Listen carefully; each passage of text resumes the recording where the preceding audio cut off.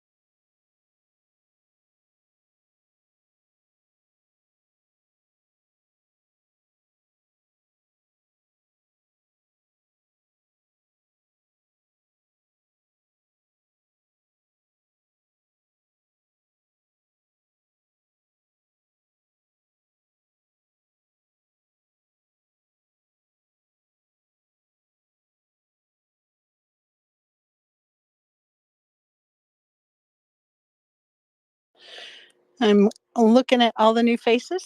It's about 7:06. Usually we try to start about 7:10. If you are not already in the innovatorsthinktank.com, looking at the live stream, making sure that you're logged in. Make sure you're in your cPanel so that we can all hit the ground running. Um, Make sure also you have your notes. Um, Definitely beverage of choice. I see that Lucia has arrived, and same with Sharon. I see little pen, um, or title pen, I think I said. Little screen. I see Cyril and Max, Rutro, Epic, Matthew, Kirk. I anticipate a couple more people coming. If you tag them on the live stream, that would help, or in the Slack channel so that they know the class has started. That's also helpful. I know I'm going to be doing the same for Starboss, see where she is. If you were not here last week or could not attend on Thursday, but you were a part of season 2, your cPanel is still live. I know it was a big secret. It was like giant, secret that everything was unfolding. If you can sign back into that cPanel, you can make sure, and you can, participate at least still. So we'll make sure that everybody gets caught up.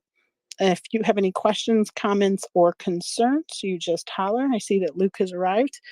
I'm not sure where Cash Money Kev is. He may or may not be here this evening. I see that Tech in Schools is here. Always wonderful, and Alisher. So we're getting everybody in the room. The band's getting back together. So here we are in week 2, episode 2 of season 3. Spoiler alert. No, I'm just kidding. Settle back and we'll get going in a few more minutes. Let's just let everybody settle in and get their stuff all together so that we can begin.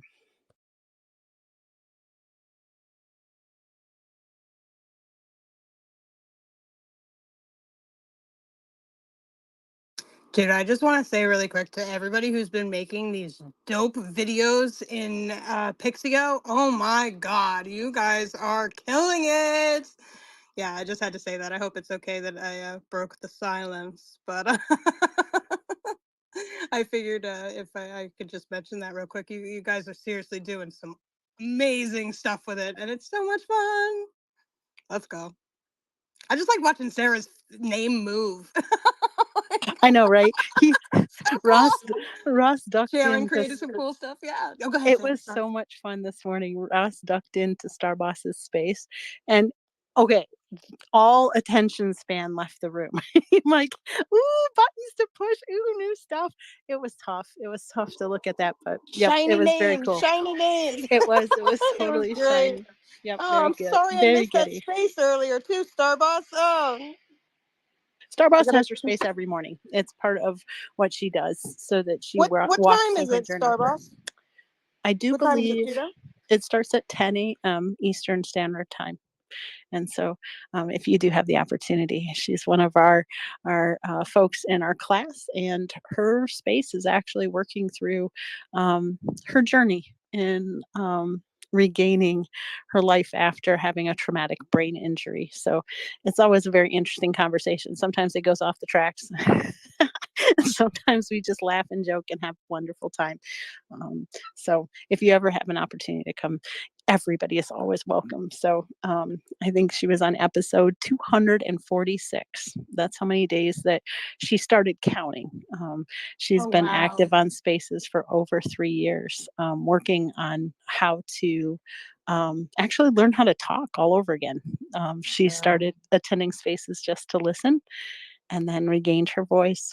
So it's a lot like our friend Tim Brown too. He has his spaces on Saturdays where you can learn how to speak, and have the opportunity to test your chops, as they say. There are so many people in our ecosystem that have spaces that are just so edifying and wonderful. They're using their superpowers for good. Sharon also has a space that she does with Alisher, and I know Kirk on Saturday nights after. He has the after party there. So it's always wonderful if you have a chance to drop in and support people, your classmates and such. We're almost there. I think Josh Hellman is coming in hot. I see his mic's on, so I will relinquish the mic to him. Welcome, Josh. Thank you so much, Sarah. It's actually Cash Money I was Kev like, today. wait. Josh is out in the days. Surprise, What a surprise. curveball! I was like, Kev's not here. We can't start. Oh, that was a curveball. It is the curveball, but I'm happy to be here. I'm going to be leading the charge today in the Wednesday class, and in season 3 of Idea to Impact, week 2. And we're going to be, getting everything started. We've got it all hooked up in the back. Well done to everybody for finishing up the first week. Shout out to all the partners, Cisco, DigitalOcean, and cPanel for making this happen. And a special, of course, thank you to TSI, Alistair, Nick, and Ross for putting all this together for everybody today. I'm excited for week 2, guys. Last week, I don't know if you remember me saying, if you want to look up some videos on vTiger, do that, because I'm telling you today, you might come in and you might be a little bit ahead of everybody, but sit back. Ross is going to lead a great class today. And don't forget to invite a friend or somebody to pitch that you know that's building out a business project or an idea, or maybe their own career, and they're looking to join a team for Saturday, ITT number 64 at 2 p.m. Mountain Time. And don't forget today, guys, to connect with somebody that maybe you're building alongside a community that's maybe you notice somebody else is doing something similar to you, and maybe you guys can join forces in this class, and maybe have, you know, an even better community, because collaboration is the new currency, as everybody knows here. And don't forget, all the resources agenda for today's class is going to be in the Jumbotron. It's the first message up in the nest, Jumbotron, whatever you like. And yeah, if you'd like to go there, you can follow along, post what community idea you've come up with in the live chat, maybe post about it in the hub. It's awesome. Luke's been doing a great job. The updates that have been coming along week after week are mind-blowing, guys, mind-blowing. If you have any questions for Ross and the team today, or any problems that you're having with what we're going to be learning today, don't forget to jump up, grab the mic, throw that hand up, and or DM me, Matia, and anybody else, and we'll help you get it figured out. And with that, I think that's the great opening notes, I think, right there. And I'll pass it on to Sarah if she'd like to cover anything else maybe that I missed. And with that, we can begin week 2. I think we're good, Cash Money Kev. That's kind of odd. Sometimes it always throws me off when you throw your voice through Josh Hellman. I feel like it's like, whoa, Ellie. I'm used to texting you behind the scenes. I don't know who is behind the Tech in Schools. I do believe it is Ross. So if he is ready, I will hand the mic over. Just make sure too. I know this is said numerous times, but I'm saying it for the benefit of the recording.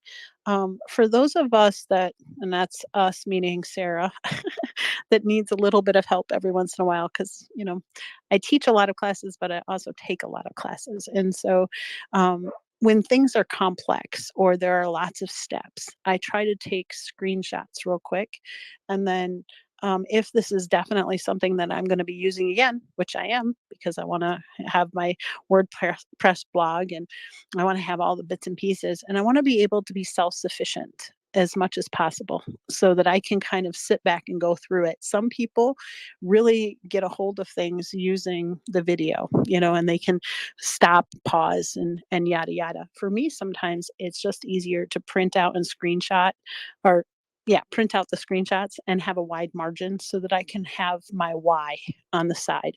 Why am I doing this step?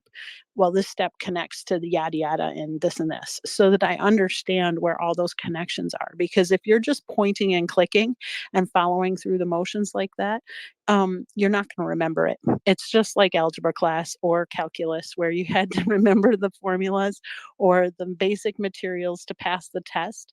But then if you had to revisit it 2 weeks later, you'd forget everything, right? So engage with the material. Whatever your learning style is, embrace the material and make it yours. Void the warranties, open the box, figure it out, to make sure that you yourself are understanding each step. And it can be frustrating because sometimes we can't get past a step. That's okay too. It's part of the journey. It's part of the learning process. If something's confusing for you, just raise your hand, come on up. And sometimes if we can't answer it right away, or if there's a snag. Last week we had a snag, and it was actually discovered on Thursday, right? Sometimes we just can't figure it out because we have so many people in the room and we're trying to toggle as many things as we can as possible. And then you don't really know what you don't know until an error is very consistent. and then you have to noodle over it in the middle of the evening and try to figure out, backtrack, and then have it ready for Thursday. So for those of you too that are, this is a late night for you. You maybe had a hard day at work. You might have to check out early. That's okay. We have a lot of future dwellers that are in Europe or farther, and they choose to come in on Thursday. Thursday is our postmortem, which is condensed and distilled down into about an hour, and it moves really, really fast, but it's a one and done, down and dirty. So if for some reason you have to bail, just give us a wave. It's a secret cheat code. You know, if you play video games, it's like AABC or up, up, up, down, whatever it is, your secret code. Just wave us a couple times, send us a heart, and you can go on your way so that we know that it's not a problem with the audio or something. So without further ado, I see Crazy Jack down there. Crazy Jack, this is a class, so I'm not going to bring you up to speak, but I'm giving you a giant tackle hug. Thank you for being so supportive of all the people in this room tonight. You are just a treasure, friend. Ross, do you want to take us away? Yeah. So how is everyone? Good. Hold on. So Somebody's playing the guitar in the back. I'm Right? not. I'm like, It's who's not. It's getting not down me. there? I wish I had that kind of talent, guys. That is a post I just put up. It just was in its autoplay mode. But really quick, the video model you're talking about, I just tried it right now with Idea to Impact, and I think it's really cool. I put it in the nest if you guys want to see. I did, and then now it does sound.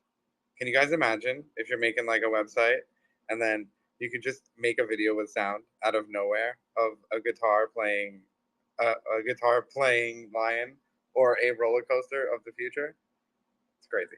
Anyways, I'm getting some DMs. I'm gonna tell you, if you're DMing me, don't bother not checking them because I'm on TSI and everything moves slow and everything like is broken on Twitter.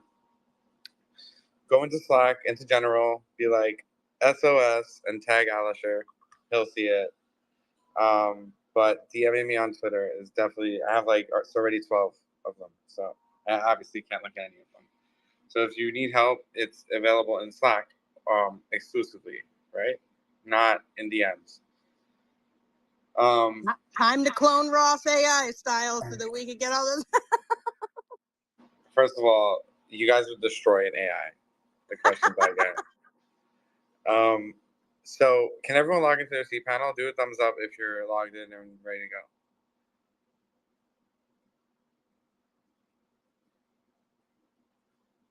And if you do not have vTiger installed, that's like an issue that you're gonna have to solve right now. So if that's you, do well, do whatever emoji you want. Just know who you are, right? Because like we're gonna have to get to you. So if you can't log into cPanel, go to Slack. You'll get help there. If you can't create vTiger on your server, raise your hand right now.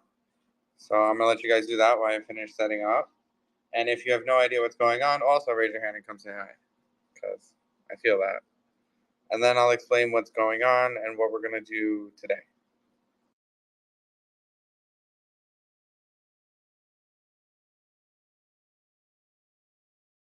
Folks, just for a quick kind of vibe check, who does not have the vTiger? Okay, so Starboss does not have the vTiger. That's correct. And Douglas does not have the vTiger. All right, so that you want to make sure that you are definitely in the Slack channel right now. Make sure that you are tagging Alisher right now and screenshot as far as you've gotten right now, right? That you want to make sure that you have that in your, when you open up your cPanel, you're able to do that. There is kind of a quirky, weird bump to that. We ran into it last week, so some folks had to stop because it was giving us all the red lights. But Starboss and Douglas, get into the Slack channel right now. And Alisher, if you can hear me, I see you down in the listener. Can you have your eyes peeled for both Starboss and Douglas. They do have to get into their vTiger before we can continue. But it's not a hard thing, guys. It just takes a little kind of weird tweak. And it took me a minute, actually. It was not pleasant. I had to do it behind the scenes because it doesn't always necessarily work, but that's part of technology, is just learning what works, how to kind of figure out a workaround, etc. So we want to make sure. I see that Dave Meir is here. I did not see him last week. Dave, did you just give me a thumbs up or thumbs down? Did you get your cPanel up and running and already up and loaded with the vTiger last week? Did you do that just to make sure that you're caught up? I don't see any emojis from Dave. He is a future dweller, so okay. So Dave, you also get to go to Slack and bug Alisher. We just want to make sure that you're all on the same page and logged in and ready to go. It is just basically follow what they ask you to do and make sure you're clicking the right things and getting the red screen of death first and then working around it. I'm seeing some new faces. I see my Pixel girl. I love her. She's awesome. I didn't see you last week. So what folks are doing is hooking up their cPanels, logging in, and getting ready for the next step. Today, we're going to be using my AI tutor, I do believe. Don't quote me on that, but I'm pretty sure.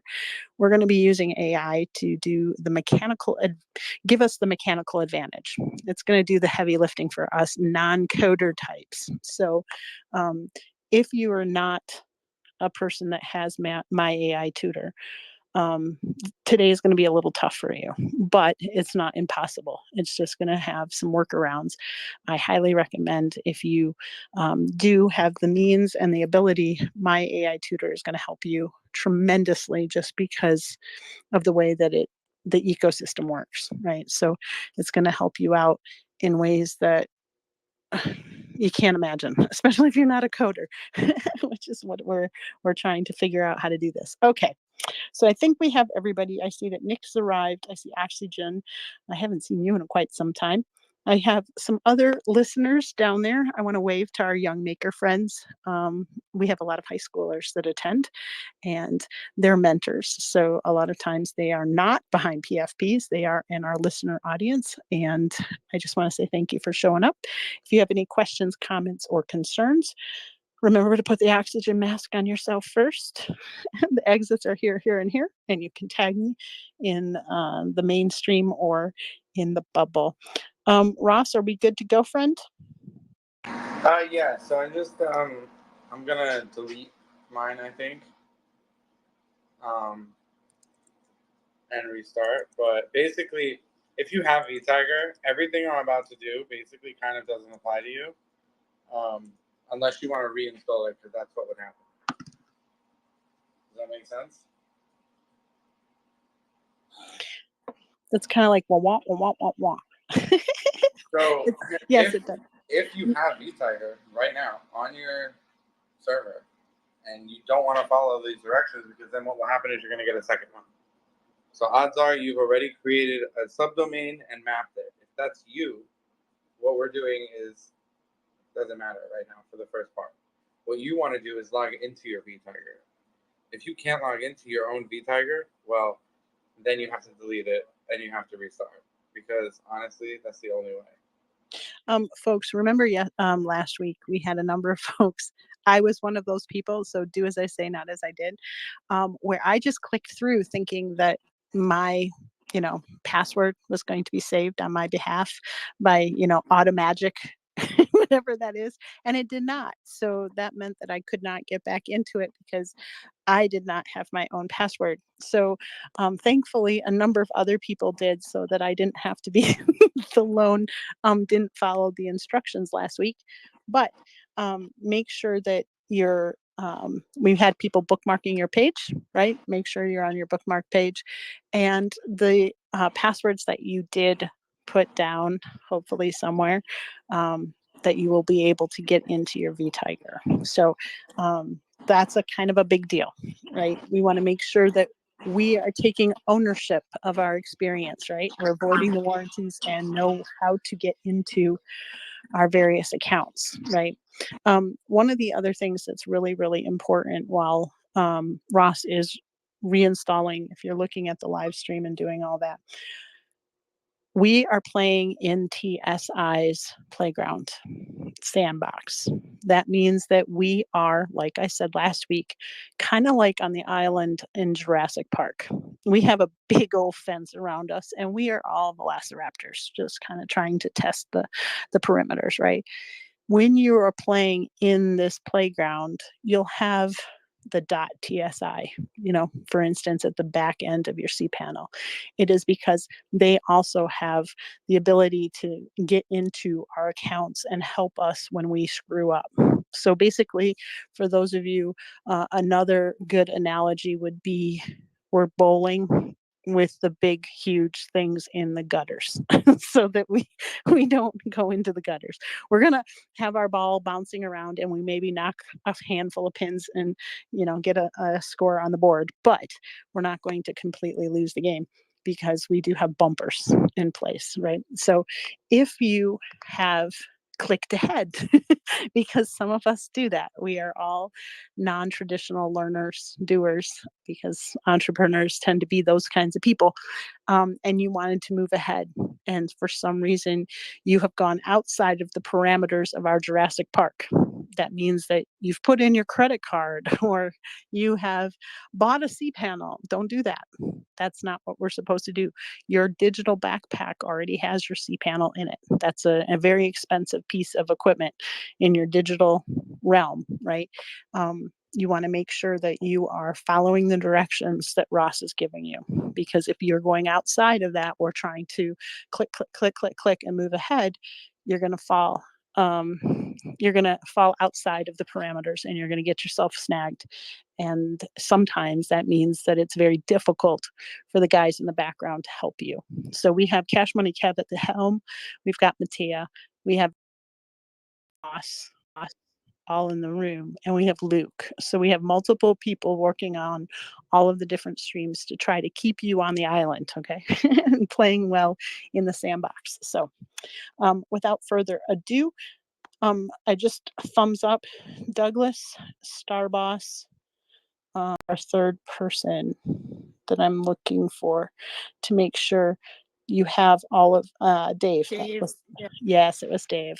Do you three, are you kind of in the ecosystem working with Alisher behind the scenes in the Slack channel? I just want to make sure that we're not, splitting streams too much and people are getting, thank you, Douglas.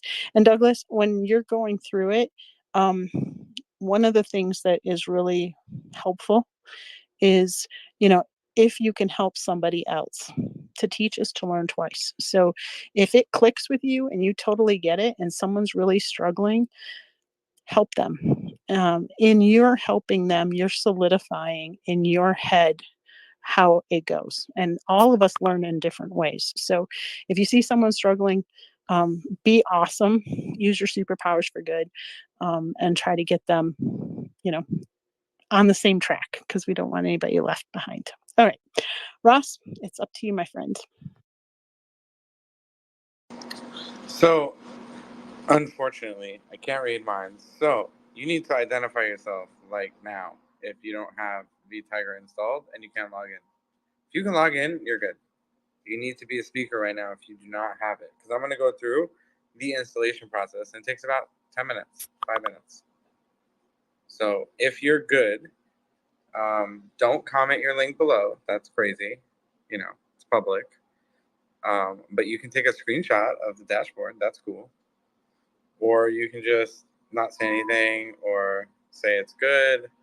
But you need to come up right now if it is not installed and or you cannot log into it. So I forget the username and password for the vTiger. So then you have to kill it. It's What do you secure mean I gotta data. kill it? Well, both because I'm not teaching you the hacky way and you're going to learn your lesson. God damn it, guys. So I you should I'm doing know the it. Captain American hit- language. listen. We got Do I young have to makers. uninstall and reinstall? If you can't log in, okay, I just don't remember my login. I'm trying to remember. okay, it would be admin and then a password. Why don't you try it Okay. before you just like undo everything? Morgan, for the record, I had to undo and redo 4 times. Not even kidding. Oh my god. Because it just would not. The first 2 times were totally on me. It was a Sarah problem. The other 2 times was not necessarily, but you know, it can happen. And sometimes, honestly, I know this sounds ridiculous, but if it improves your muscle memory to go through those steps all over again and write a new password down, do it. Wait. I am on the screen though for the Installatron where it shows like the title, my CRM, the language. It says the administrator username, but for administrator password it's blank. So is that just because I didn't put one in and save one? Can I do that now? No, there is a password there. That field is for resetting the password. Okay. So can I just reset instead of having to install? Thank you, Alistair. You can try it. Okay, thank you. Where? On the Installatron screen, like where it I'm gonna shows. go get a drink, but I don't think it'll let you reset it because you don't have SMTP. Okay. If you want to take a picture of your screen, you can. Okay. There may be, if you hit the gear, a way to alter the admin password, but if not, you must reinstall. So you can just do what I do. Okay.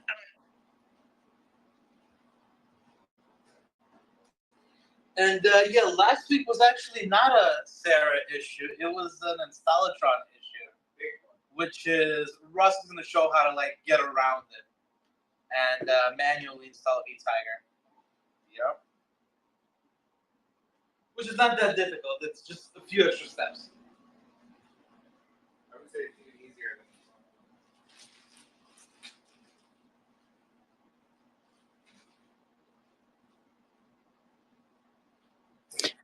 I will tell you, Alisher, mine is saying that it is invalid, and I know it's not because it was all perfect on Thursday. So I'm just giving you a heads up that I will deal with this in a minute, but I want to make sure everybody else is caught up. So I'm not sure if the issue that we had on Thursday is still relatively fixed, but I know you can find it in the background. I can tell you right now the issue is not fixed, which is why we're going to take a look at this way of deploying vTiger. they didn't fix it yet. I'm We're in. going to try, the issue is not fixed, so we have a new way of getting to it. I just put in there in that blank space. I just put in a password and just saved it all, and now I'm good. I'm in. Good. Thank you. Okay. So that sometimes works. I think it works 3 times. After 3 times, you're locked out. I took a picture. Okay. So who's not there? Because we're gonna be doing stuff in this platform, and like if you don't have a platform, it's like weird because you can't see, you can't do anything. So if you're sitting here and you're not in vTiger, you need to get in vTiger. If you have a question, raise your hand. Starbucks, you have a question? I do. Thank you. Last week, I was one of the people who couldn't see, couldn't get in at the end. I still have my username and password written down and everything, and I'm inside my cPanel at my tools page, just like this, the demo screen. Okay, but do you did you install it or no? Well, that's kind of where I'm at. Like, I thought I did, but Right, so what is my next step? Look at the screen, do what I'm doing. Go to this page, go to my applications. Is it empty?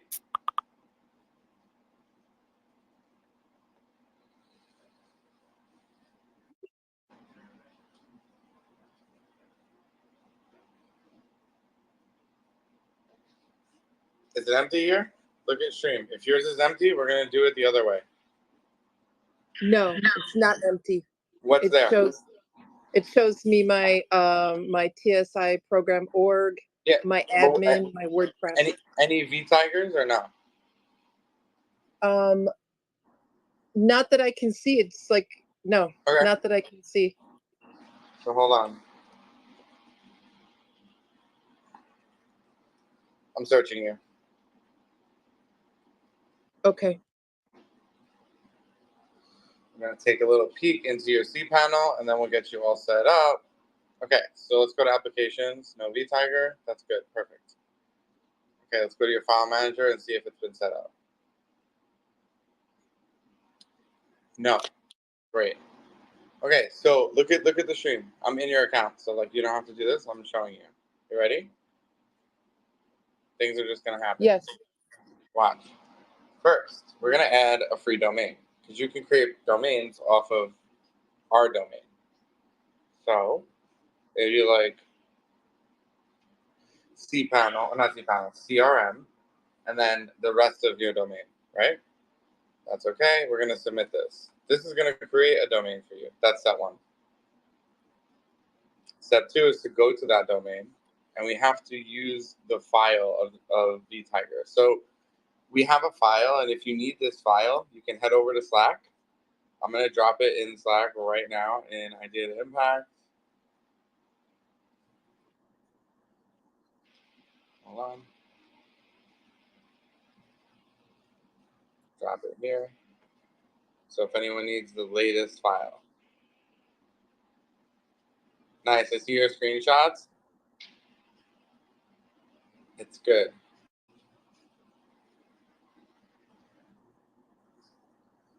Folks, I'm just going to answer this question out in the open. If you are having multiple screens, which you are, if you're using your phone to access the Twitter space or, you know, the X space, right? And you're listening in, turn your volume down all the way to the nothing on your laptops. Otherwise, you're going to have the feedback. That's why you're getting the double sound in the background. So you're listening on your phone, you're going to have a delay. So make sure that when you are watching the live stream, that you mute that if you're having that issue. Just so you know, it's a matter of toggling a bunch of screens, and there's a learning curve. And when you figure out what way works for you, then Akuna Matata. No worries. Okay, continue, Ross. I apologize for interrupting, friend. No, you're good. So all I'm doing is uploading into my cPanel so I can have it. So you can see I have, I don't need this.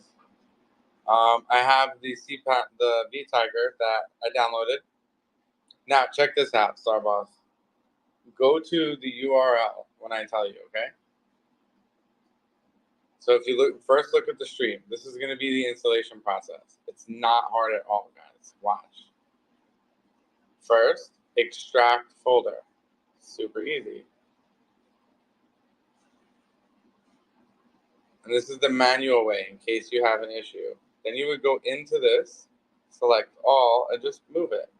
This is all on the stream, so you can review this if you ever have a problem and need to reinstall.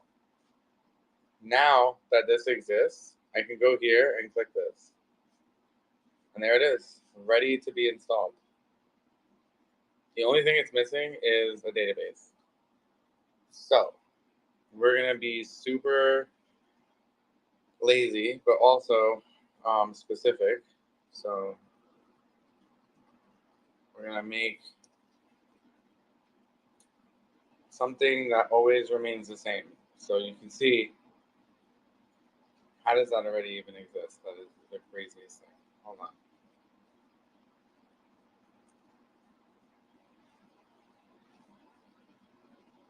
Okay. So you see how what I'm doing here? I'm literally making everything the same name. So no matter what, it must retain the same exact name. This is going to allow the software to get to the database pretty easily without human error. Because everyone messes up their password, apparently. No, I mean all the time, honestly. So we're going to just do that. And we're going to go here. And now look.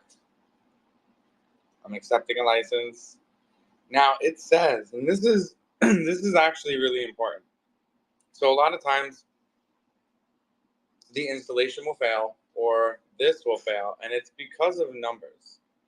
You have to manage your servers when you have this is a real server. So when you have a real server, you must manage it.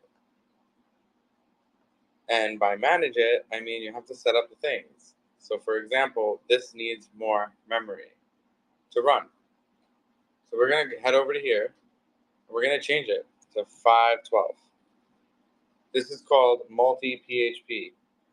This is going to allow us to change how much RAM this website has to use. We're just going to go back and we're going to refresh. We're going to hit next, agree. Look, everything is okay now. Recheck. So it's still showing, there it goes. See, it's gone now. I recheck. Come on. There we go. Perfect. So now I get to fill this out. Now, what I did before was I made everything the same. So these fields are all identical. Check this out. Well, not that, but let me get the right thing. That. So it's like this, like this, like this. Now, hold on. Let me mention this here. Okay.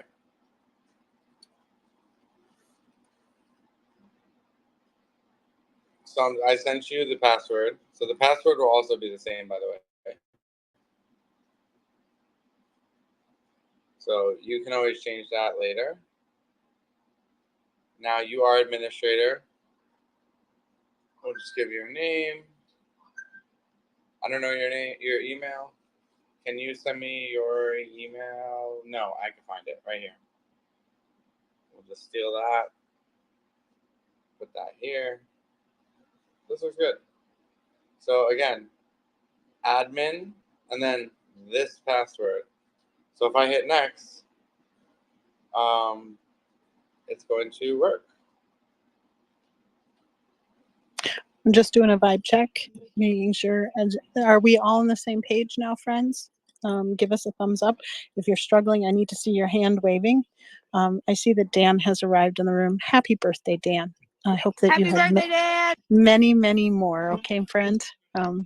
Yes, blow out all the candles on the birthday cake. We hope they all come true. And so I'm not seeing anybody else. I think we're all on the same page. Excellent, excellent, excellent.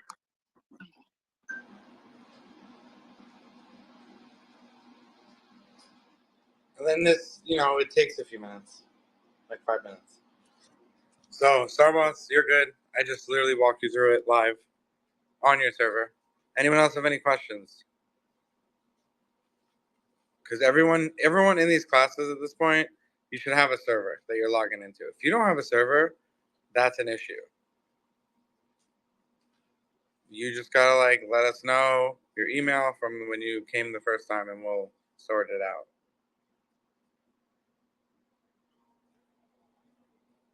Is this a different way than we installed last week? Because I don't remember filling out any of that stuff. Yes, it is. Okay, thanks. So if you I have was an like, wait, issue, what? if you have an issue, then you have to do it this way. Okay. There's always another way, honestly. Now, what we all are going to need after this is a WordPress site, which I assume you all have. So that's good. If you don't have a WordPress site, just make one. Because we're going to connect them.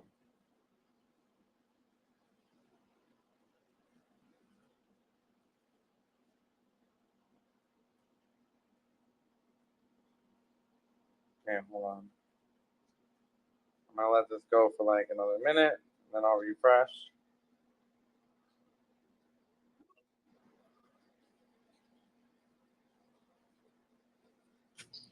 When it's installed, does it show up on my blog like Installatron page right there with the No, other? absolutely not. Oh, it's separate. It does not. But it still will work. So just wait. You'll see. It'll work the same.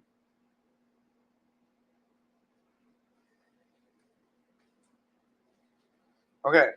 So what you want to do, I'm going to check this really quick in a different browser, which will probably work.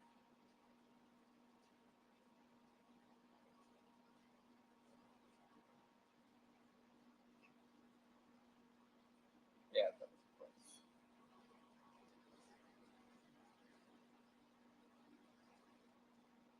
Okay. Can you Oh, go okay. ahead and Can you guys hear me? Yes. Hello? We can. Title, I can hear you, honey.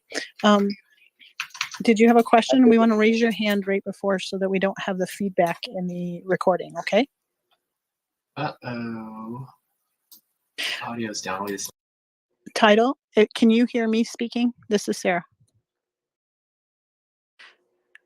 Drop down and take a lap and then come back. And when Title, you come, can you hear Sarah? I don't think so. I think that Okay. he's not able to hear. He might be able to hear Cash Money if he chimed in, but if you can DM him to take a lap, and then when he does come back, make sure he raises his hand first, because if we have multiple mics on, it fracks up the recording audio. There's No this problem. weird feedback. Yeah. Cool Yeah. beans. I love you. Yeah, Sarah, I sent him for a lap, and I think he's back up now. Title, I don't know if you heard Sarah there while you were down below, and just, oh, never mind. He lagged out, I think, completely now. Taking I another don't know lap. what's going on there, but a super lap. But Jeff just came up and Dan came up. So Dan, if you have a question, fire away, friend. And happy birthday. Oh, thank you. Yeah, number one, just want to say thank you for the birthday wishes. Number two, full disclosure, I'm super behind. So I'm going to definitely be in the Thursday crew that I'm just kind of hanging out and getting as much as I can here. But I'm like, No, Dan, stop the blasphemy. We just started. Just do it. Yeah, Dan, Just go you're to good. applications. Yep. Listen, okay. Alistair just confirmed Installatron somehow magically works again. So go to applications, choose new application, choose vTiger, and install it right now. Aye. And report back with details. Okay, that fire is put out. Okay. Starboss, you go to your website and log in. Configuration, password in Slack. Who else? And Jeff's got a quick question too, Ross. Sure. What's up? Oh, actually, I wasn't going to throw a question.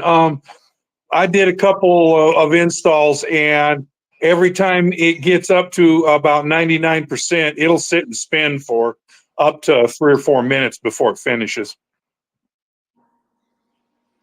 But it finishes? That's good.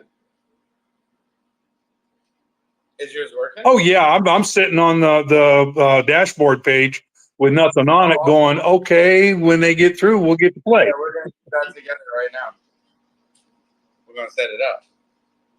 You're good. So you should look like, I'm going to install it. So I'm going to try, you said it works, right, Alistair? It worked for me. Did it?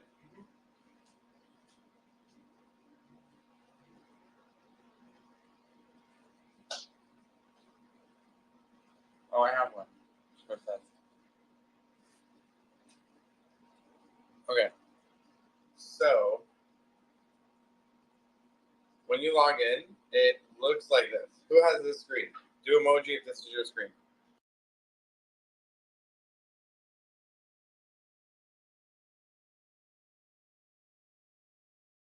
vTiger is a whole situation, and there's a lot of things you have to do setup-wise before like anything starts to work at all.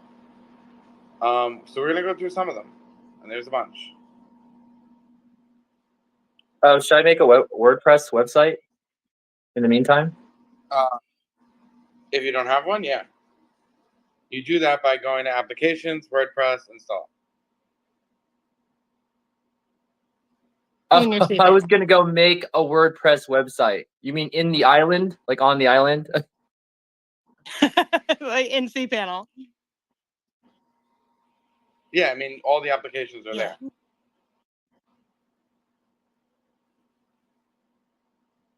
Okay. So the first thing you want to check is the calendar settings. This is really important.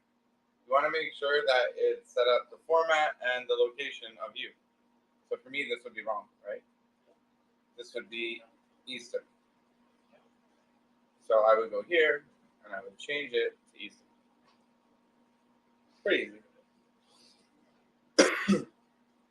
The other thing we gotta set up is an account on Brevo, which I don't know if I have one that I can just. We'll see.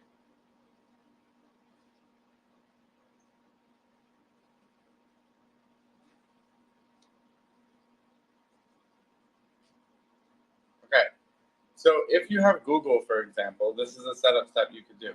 This will import your Google emails.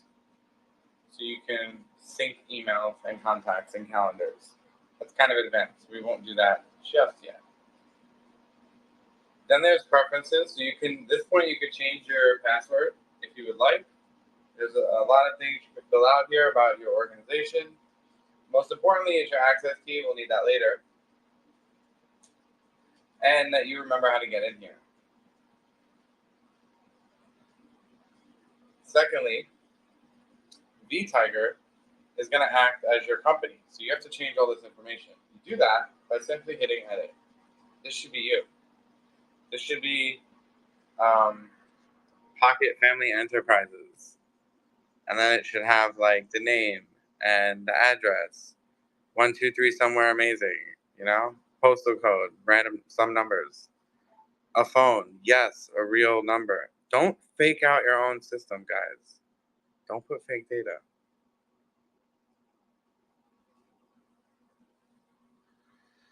Once you do this, it's important because that means it's going to happen right away. Like when customers log in, they're going to see vTiger. It'll be horrendous. Don't do that. Then this is the most important thing. Outgoing server. This is where we're going to need Brevo. Brevo is going to act as our email server, which we need. Like we need to send autonomous emails for sure.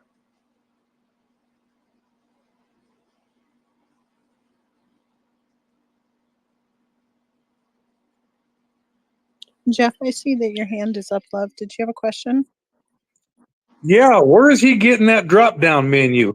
Every time I I move did my the same. I did the same thing too, Jeff. It's you just gotta go. Shit, I just lost it. I did the same thing. I was like, mine doesn't look the same. So well, I'm trying to figure out where he's pulling that drop down menu from. Every time my mouse moves on my computer screen because I'm watching the live stream, I know. I get this bloody banner across, for TSI and ITT across the top of the screen. It'll disappear after a few seconds, but I've lost track of where he's moving his mouse. It's annoying. top left, there should be right next to the vTiger. There should be like a sandwich menu. Like the burger. I guess they call it like a burger, the burger sandwich thing. Top left, and but mine looked different at first too, and now I'm trying to remember where I went to get exactly that, because now let me go back. It's just CRM settings. So it's like the top left settings, CRM settings. And then there's things like my preferences and in configuration. That's right. Company. So yeah, so go to that burger menu on the top left, go all the way down to settings, and then CRM settings. Got it. So the most important thing that we need to focus on right now is the outgoing server. Because without this, the CRM can't CRM,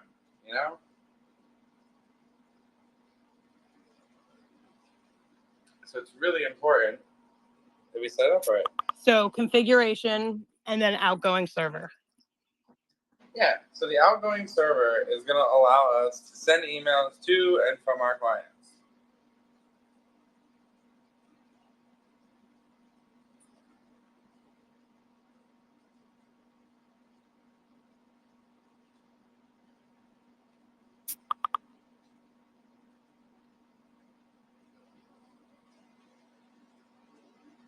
So it uses Gmail, Hotmail, and all this, but we're not going to do that because, you're not supposed to use Gmail anyway. So. CRM stands for Customer Relationship Management. Yeah, and we're going to do authentication. So I'm filling this out on Brevo. So brevo.com. Go there, make an account. And don't lie to them. If you lie to them, you will not get approved. Don't lie. One of the other things that's very important, we had mentioned yesterday in last class, at the end, you are going to have the ability to have a Cisco certification. If you are lying on the documentation now, you are going to have a hard time proving who you are when it comes to issuing those bona fides. So it is really important that this is a kind of a transcript moment. If you're just watching from the cheap seats and you're kind of going through the motions, yeah, you can kind of fudge it, I suppose, but don't do it because you want to make sure that your information is accurate, that you're actually, having a good return for your time. You don't want to be wasting your time on something that's not usable in the end game, okay?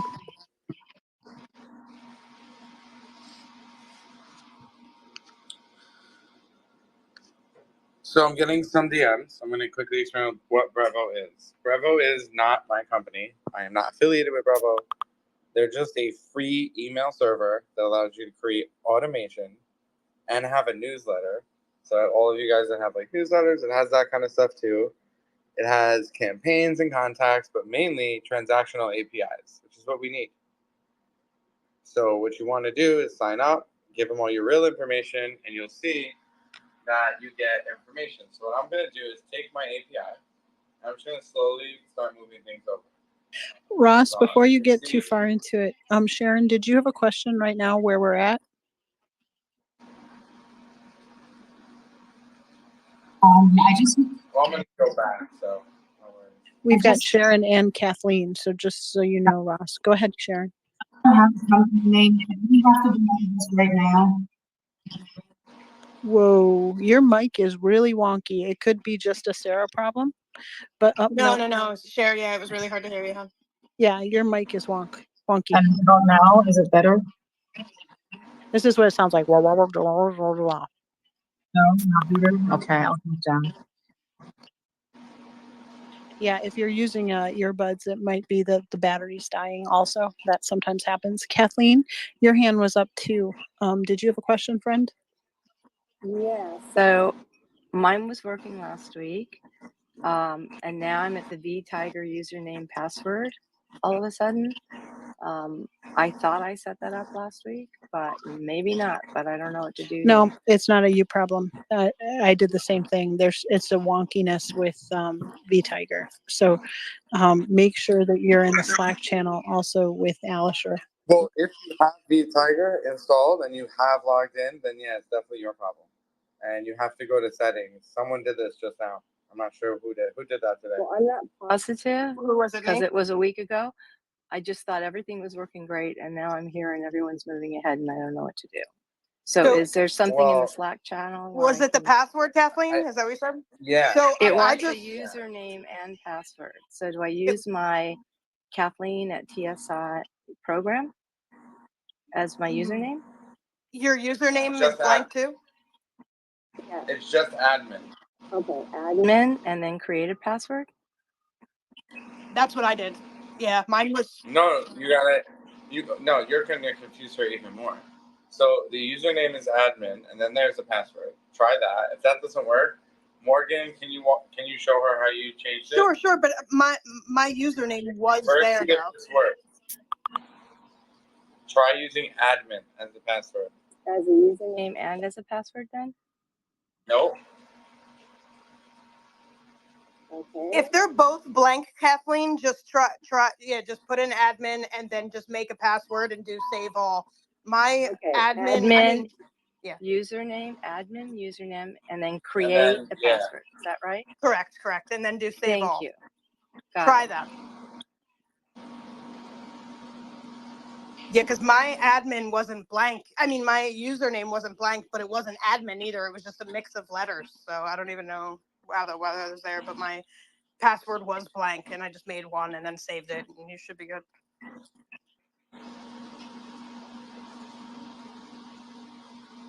Okay, that didn't work. Does the password have to be a certain configuration or amount of letters? Are or you getting an anything? error of it saying that? If the error is saying that, because mine was like it has to be. Yep. Yeah. So you would have to go into, how did you install it? Did you use the application? So go to applications. If you don't see it there, you have to reinstall it. I do have So it in it depends how you did applications. it. It was working fine last week when we ended. So then you got to do what Morgan did. She went to the settings. Is that what you did, Morgan? Yes. Settings. Where? Okay. Maybe someone can put it in the Slack. I don't know at all which Hey, settings you mean, or hey, Kat. So there's a button. I can't show it to you because I actually don't have it, that button, because I did it a different way. Hey, Let me go Kathleen, back this and is look, and I'll put it in Slack. She's going to put a picture for you. perfect. Thanks. I'm doing it right So- now. Kathleen, it's the little wrench, and then you can go see your administrator username. There you go. It is a wrench. Now I remember. Got it. All right. That's funny.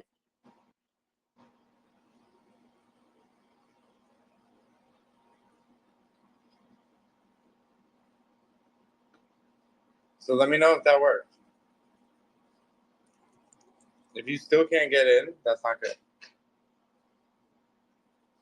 Okay, I am in there. This is where I was last week. And it's doing the same thing it always does. It says default backup location. Your web hosting account provider allows no more than one backup.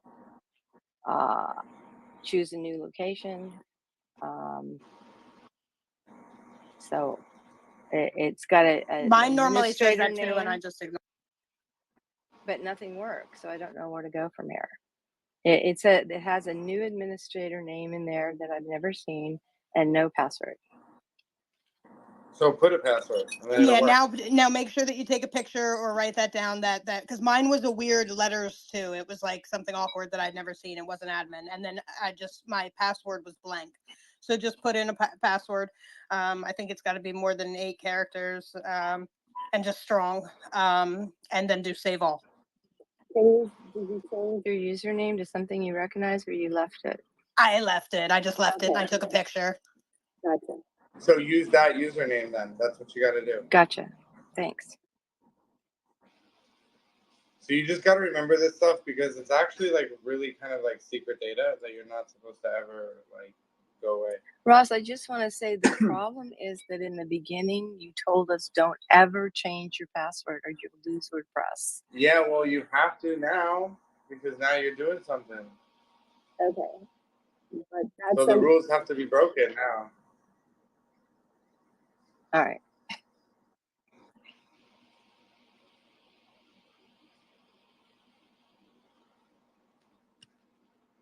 You're gonna need to like everything's not gonna be what the rules say. Everything's gonna be, people are gonna have different issues. So everyone inside. Sharon, do you have a fake hand up or a real hand? I have a real hand up. So I'm wondering, I'm wondering about Brevo. So I don't know anything about Brevo. You told us a little bit now, so I don't even have a company name at this point. Do I have to fill all of this out? Just make it up. Okay, I can change it later on. And when they ask for your website, put our website. Okay. Not ours. Like, don't put mine. Oh, no, I know what. Yeah, I know. Your Yes, website. I know. Okay, cool. And this is for free. Are you talking about email service? Well, I'll read up on it, but that's cool. Yeah, it is. Okay, cool.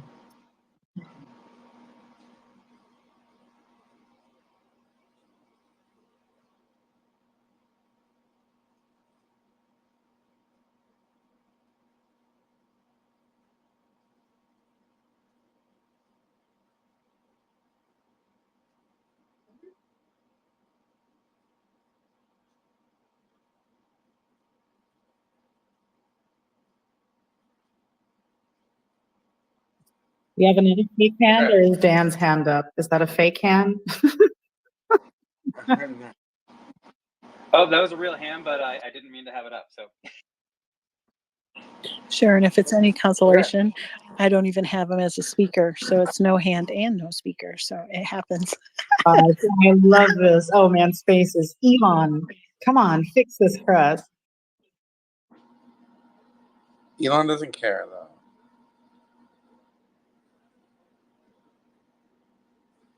Yeah, that's true. My energy. We're not going to say this out loud. It's like not acknowledging. We're not going to acknowledge a winning streak. We still have a space. So, shh. Okay, go ahead, Ross. I'm just kidding. I don't want to interfere or get Papa Elon all pissed off at us. We don't want to do that. We're not bringing on thunder. 1 second. Tweeting. Kathleen, did you get sorted, friend? Did you figure it out? Because it is frustrating. I tried to log in, after the fact, just to kind of see and poke around a little bit last time on Thursday, and I got mixed out too. So it happens. And sometimes it's just, you shake your head and go, I just can't win for losing, but hopefully you're all hot, straight, and normal. And No. no, I've done it no, you're 3 not. times. The Oh dear. exact administration username and password. I've copied and pasted. Did you screenshot it and put it in the Slack, love? No, but I can do that now. Guys, nobody pay for Brevo, please.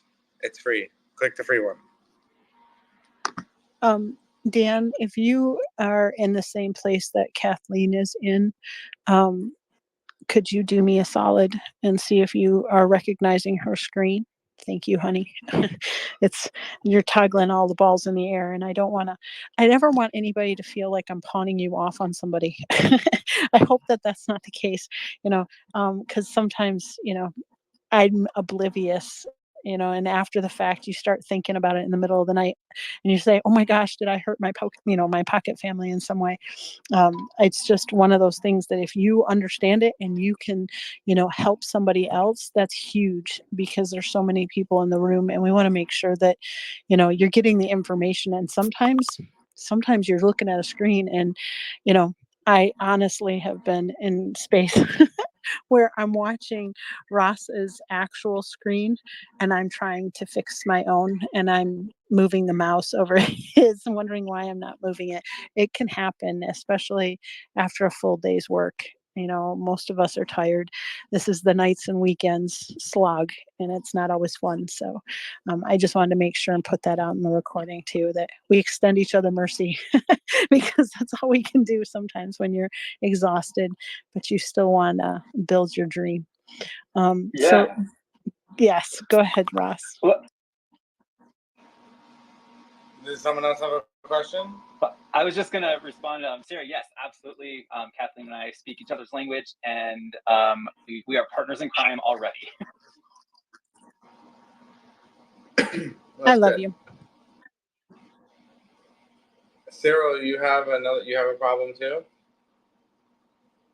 Sort of, Same but problem? I can wait. Just go ahead. Well, no, not you. Well, you probably have a problem too, but Cyril. Yes, I do. It's a Sarah problem. We all have also problems, bro. I have We a all tear. got problems. I have a mug that just says Sarah's tears, so we can recycle and keep hydrated. Go ahead, Ross.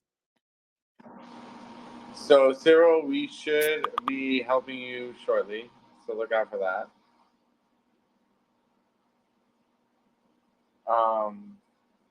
Okay, so a few things. One, you guys need a domain. So if you have a domain, put a thumbs up. If you don't have a domain, that's not good. Like, you need a real domain.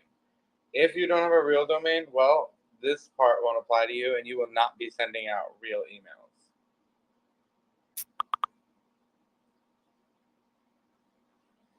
So that's just kind of a hard stop for you when it comes to this. Does that make sense? You need to come from a real domain. There's no fake way to do this, unfortunately. Ross. Question. Yes. Where do if I put the data in, where do I change it here on Brevo? Here? What data? Well, like the domain or so. Domain you didn't put anywhere yet. Well, I put my web page in. Well, it's not picking that up. That's Okay. That's different. Authenticating a domain is a little bit different. So in Brevo, you're able to go into where are you? Senders, right? And you could set yourself as a sender your domain. Okay, so you would have a domain and you would add it. Okay, it's actually kind of easy. Like all you got to do is put a domain that you own, and then you would go to like GoDaddy or whatever and place the records. You have to verify yourself, because if you send an email saying you're the next president of the United States, that's a problem. You see the problem there? So they need to verify every person. So what you have to do is add your domain. Well, first, who has a domain? There's two ways to do this. If you do it this way, it's a good way if you have a domain. If you do not, like at all, you can do sender. This will require you to, let's see, add your name and verify. So you can do two different ways. So this is verified, see, Android, but it says this is not good. But what it means is I could use this Android email that I have, and I could actually use it here, which is not ideal, right? This is like not good, but it's like doable. So we can go here. We can just use that. So this is where the email comes from. Now, the disbenefit of this is like your email has to come from whatever email you logged in with Brevo with.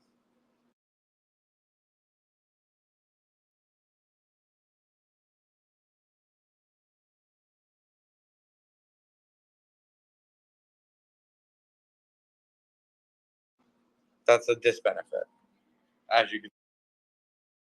And this is like the first step. Like this is super important. And each mail provider is different. So if you don't want to use Brevo, that's cool. But I know I'm showing Brevo. If you want to use whatever you want, you can. You can see that our emails change from error to delivered. And it says this test email actually works.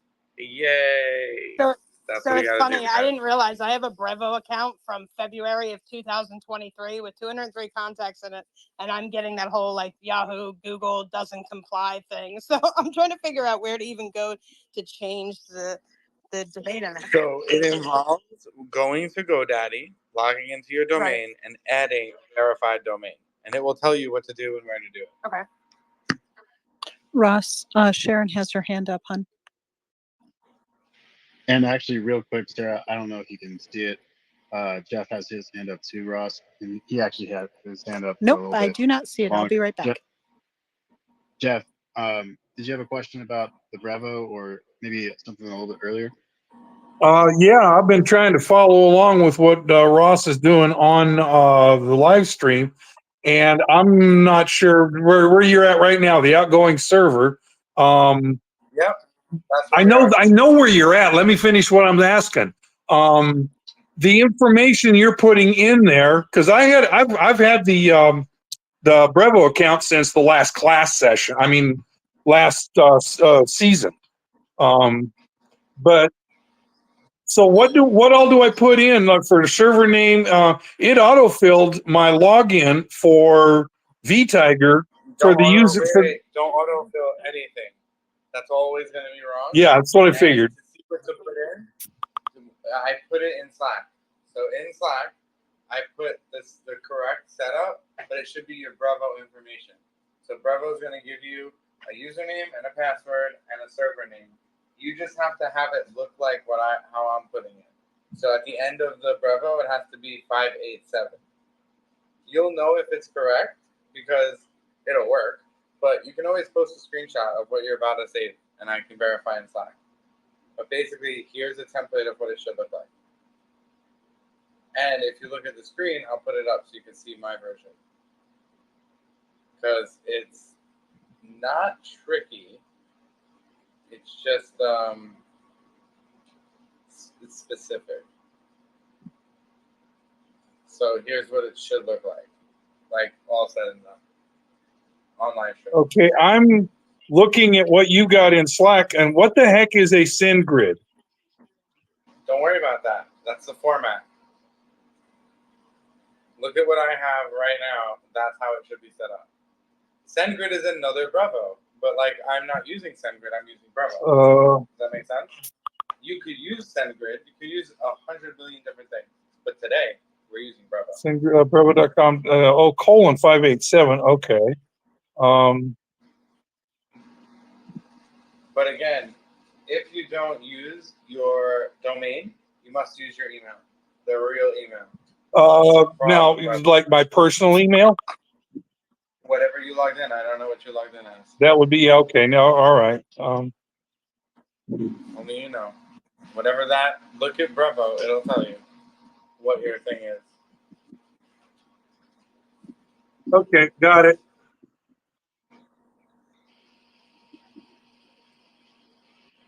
Awesome, sweet. I just didn't want to have Jeff have a phantom hand there hanging for too long. And sorry for stepping on your toes, Sharon. I see your hand is up, so if you'd like to ask a question, feel free. Yeah, no problem. All good. Ross, you're going so fast. I have absolutely no idea what I'm doing. So I'm on Brevo. I add my domain. Then I have to go back to vTiger and set it up, the SMTP server, correct?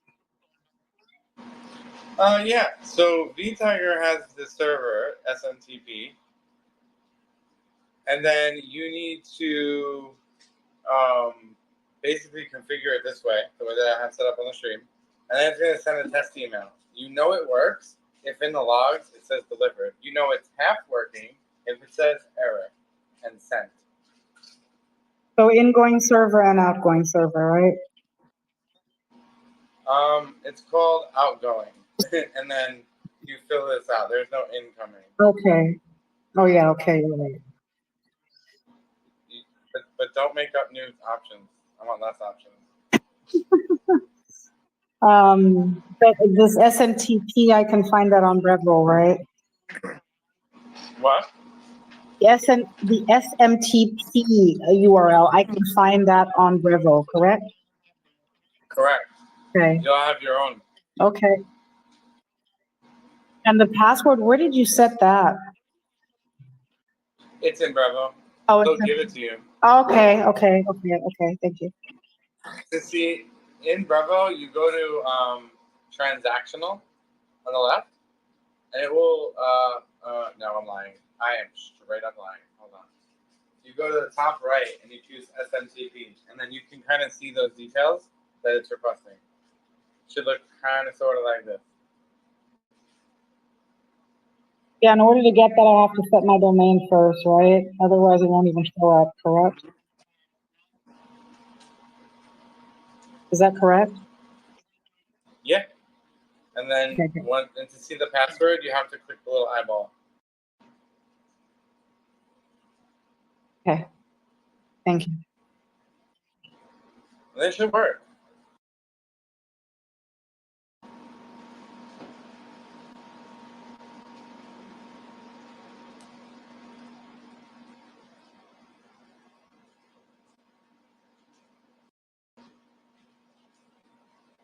What I don't get now, it's telling you enter your email domain. What the hell is that? Oh, sorry, excuse me. Sorry, Sarah. What is that? So I don't know where you see email Oh, sorry. domain, but I see on my screen this is what you fill out. You see it? No, I'm on Brevo now. You just went so fast that I. So I'm trying. Yeah, I'm trying.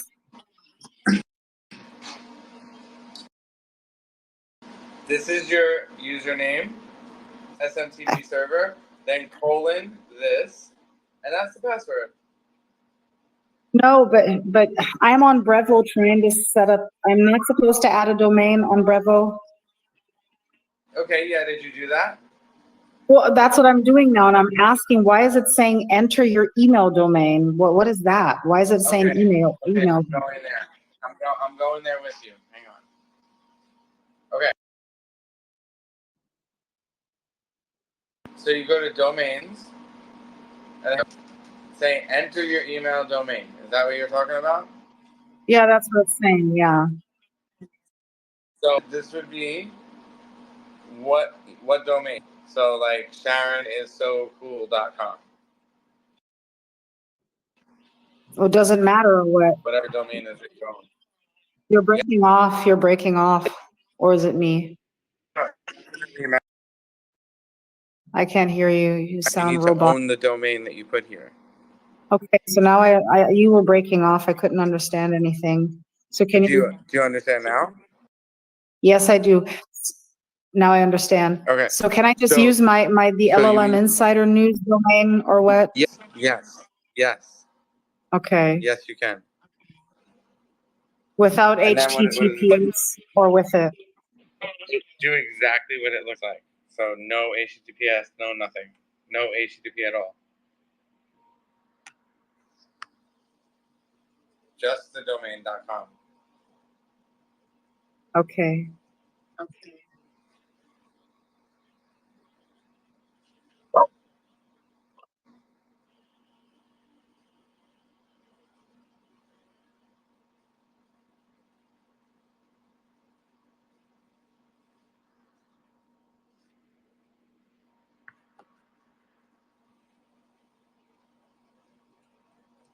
So once you do it, it's going to ask you some stuff. Did it ask you anything?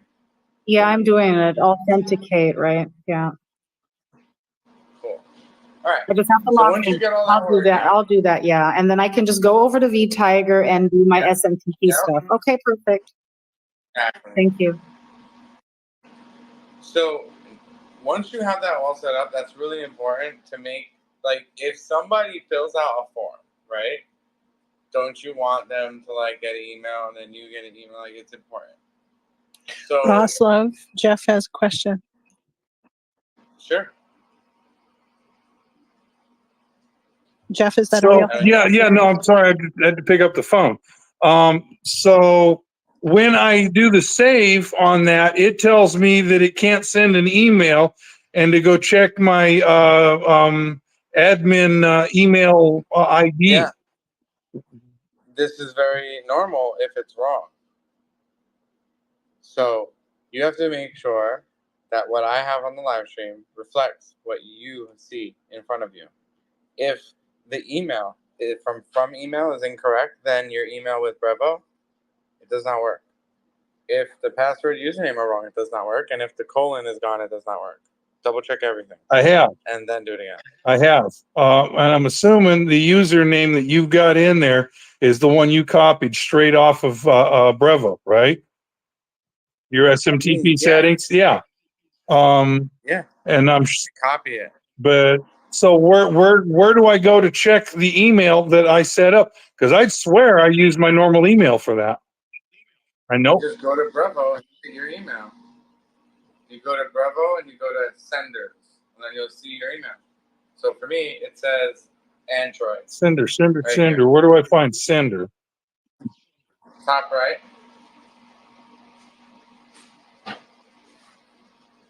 Okay, salvations.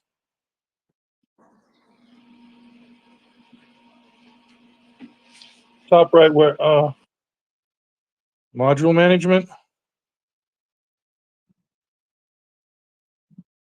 No, you have to be in Brevo. Brevo doesn't have modules. Damn thing. Senders is in Brevo. Oh, top right. I don't see. Yeah, in my Brevo, I don't see where sender shows up at all. Not on my I'm in the SMTP and API settings. Jeff, take a screenshot, sweetie, and then make sure you're putting it in the Slack channel because sometimes it's hard to understand and see your screen. We can't have shared screens yet. We're still working on this, but take a screenshot so that Ross can at least see where you are because you're going in blind. Does that make sense? Kinda. I know. It's I'm right frustrating. where you are too, Jeff, trying to figure it out. So Well, Okay. it's the way some people say things that just don't make sense to me. It's okay. You know, we have lots of different kinds of learners in this room. And, you know, there's some people that are neurotypical, there's some that are neurodivergent, there are some that, you know, it's a very late night after a long day work. And for those of us, me included, that this is completely foreign, it can sometimes be frustrating. You just take a deep breath for a second. And if you need to step away because it's so frustrating and you just want to throw the computer, it's okay to walk away. We do have, you know, everything is recorded so that you can follow along. That's on, you know, the main screen that's on Innovators Think Tank. And you can always come back on Thursday morning when you have fresh eyes. And I know that you're driving in the morning, so this is your only time, Jeff. But take pictures and just take a deep breath, because it is frustrating. Morgan's in the same problem right now, and there are a number of people also kind of just muddling through that screen. It's new to a lot of people, so it's okay. You're doing great, and I'm proud of you for sticking it out, because I can hear that edge in the corner of your voice. You're like, I've had enough. But just stick with it. This is the time where you have to really dig in, get in the trenches, and refuse to give up. Sometimes that's the hardest part of the whole entire equation. It has nothing to do with anything that we're doing. It's just the exercise of not letting this technology win. So I'm giving you a huge hug through the phone. Take a deep breath, and we'll continue. But make sure you're taking a screenshot so at least we know what you're up against. Okay, friend? Yeah, I apologize if I sounded edgy or titchy Nope. there. I did not mean to Nope. do that at all. I have a weird gift, friend. I have a very weird gift. And so my job is to kind of just be the soothsayer that says, hey, look, you know what? We're all in this together. And it's just like, oh, I know when you're frustrated. I'm equally frustrated. Hold on, Just take a deep hold breath. on, We got this. hold on, hold on, hold on, hold on, hold on. This is important, y'all. Jeff, delete that now. You're dangerous. Delete it now. Delete it. Delete You're it. going off the island. No, I'm not. That's my SMTP settings page. Delete it. You're exposing your secrets. Oh, well, Oh. You just showed everybody your boxer shorts. that's what I was. Like, what happens if you need help and someone's gonna help you? You're just gonna do that. You're gonna do that. And you can't do that. Now I got to figure out how to That's delete. dangerous. You got to figure out how to blur. I got to figure out a lot of things. Don't worry, Jeff. We all do. You got to delete the Slack message. I'm gonna manually override this. Gone. Thank Okay. you, Ross. No doing what Jeff just said. I know. I was thinking about it because I was gonna try to help him out. I'm like, wait, I gotta redact all this shit.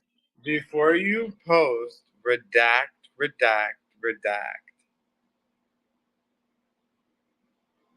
Just because we're like friends does not mean you should post your Stripe keys. Just saying. That's what he wasn't, you know, he was just showing his boxer shorts. Shh, just leave it alone. It's gone. Don't let anybody look back at it. I see Rutro has her hand up. We're changing the subject. Rutro, how can we help you, friends? I'm right where Jeff is. So the screen is really, really tiny, Ross, but I'm trying. I was over. To make it bigger. Yeah, I was over on Brevo. So we're configuring the outgoing server on vTiger, right? And I know we picked others, and we have the server name, which is that, you know, SMTP relay Brevo or whatever. And it automatically fills in username and password, but that looks like it's for. Oh, that's just playing tricks on Yeah, you. and You so gotta that not should be do the that. Brevo one, right? Yeah, look at mine. It should be exactly like mine. And so what? I didn't do a password. I mean, when I logged in, I just did it via You don't my have to. Gmail. Look, it's here, but don't be like Jeff. Don't expose it. But it's here. Okay. You gotta like turn the eyeballs on, but like don't do that and share it. Okay, and then where And do Jeff, I you find could the share it. password in Brevo?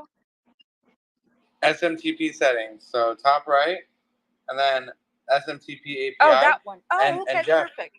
turn the eyeball off, then share Okay. your settings.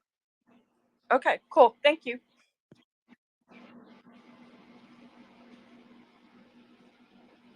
Get ready for your next fun error, guys. Look at this. live stream just waiting for you. Just a nice fat not found.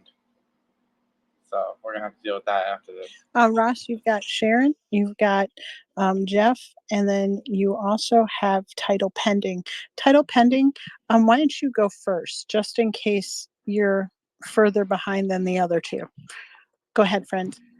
Okay, so I'm on customer service from a guy from India, and he's asking for my credit card information and my seed phrases to my crypto wallets to get some help. What should I do? You're evil. You should tell him that you're Buddy the Elf, and you should ask him what his favorite color is. Okay. So don't say yes for him to moving my mouse on the key because he's already using the remote computer. I'm kidding. I'm sorry. You're terrible. But yes, no, you're not supposed to do any of the above. And I'm taco hugging you in an aggressive way through the phone. Thank you. Okay, so Sharon, go first, and then Jeff. I'm just wondering if I'm doing it right on vTiger. Do I have to create a mailbox now, or what do I do on vTiger? So in vTiger, you're putting the outgoing servers to match Brevo. That's what we're doing. Okay, and where do I do that? Outgoing server. So you just click this. Oh, my screen's too. Yeah, I got the information for it. I have that. You gotta go to outgoing server. Mail manager, okay. And it's telling me right away to configure mailbox. Yes. No. Outgoing server configuration CRM settings. Okay, wait a minute. CRM settings, that's where you are, right? Yep. Oh, I'm sorry, I messed up.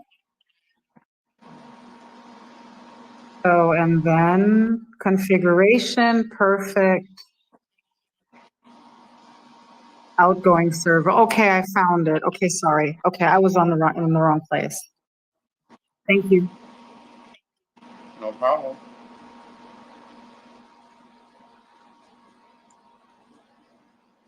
All right, Jeff, hop right back in, friends. Yeah, I'm still trying to figure out where this admin email ID server settings is.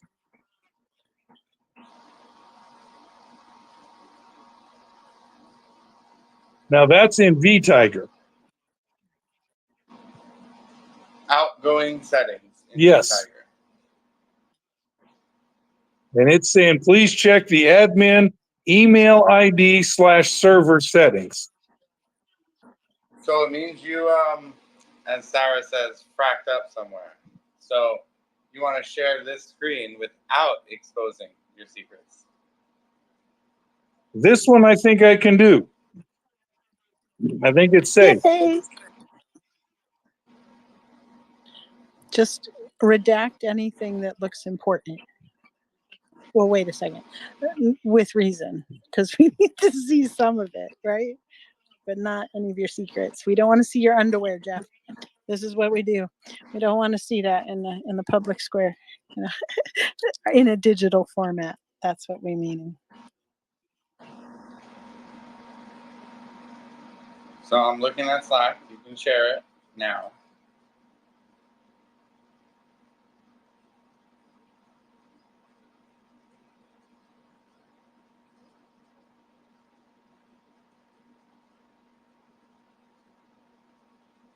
Okay, I see nothing in Slack. So is everyone configured?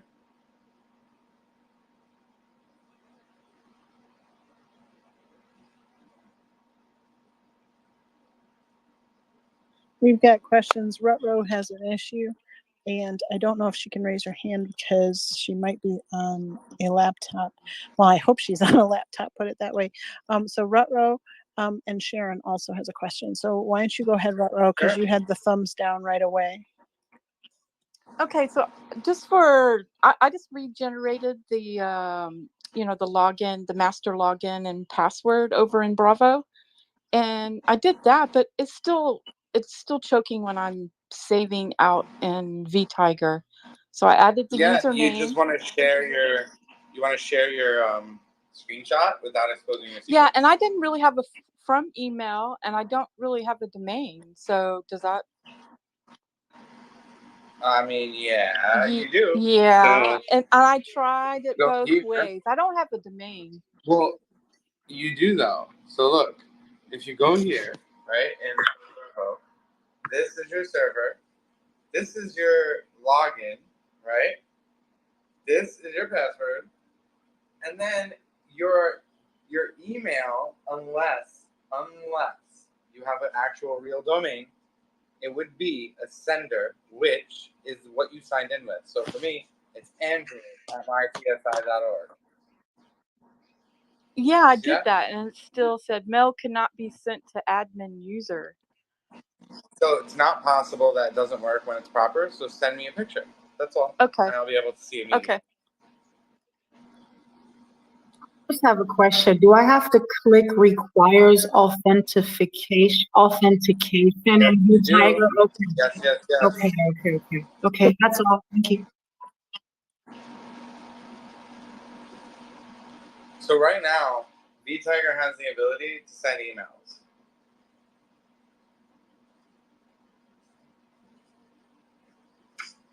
Guys, can I just share with you the coolest thing that you just learned?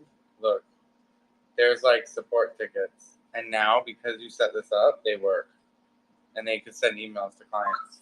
Like, for real. It's actually kind of cool. And all of this for free. Are you guys kidding me? I'm sorry. I still can't wrap my head around this. It's like, what was it? 200,000? Oh my gosh. I don't even know what to say, Ross. You're a godsend. I don't even know what to say. Wait till you see the next part when we configure it. It is the coolest thing. This is just absolutely crazy. I don't know if anybody's even thinking about this. We set up a web page for free. Now we're setting up the whole CRM for free.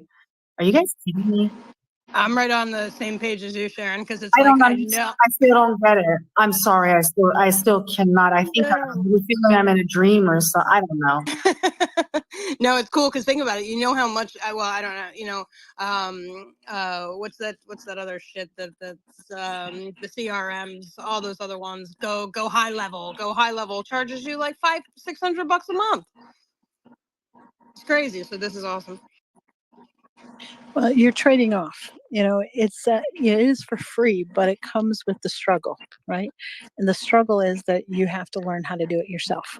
And the struggle is real. And the struggle is real. And the value proposition here is priceless, because even if you frack it up and it disappears, you still have the skill set.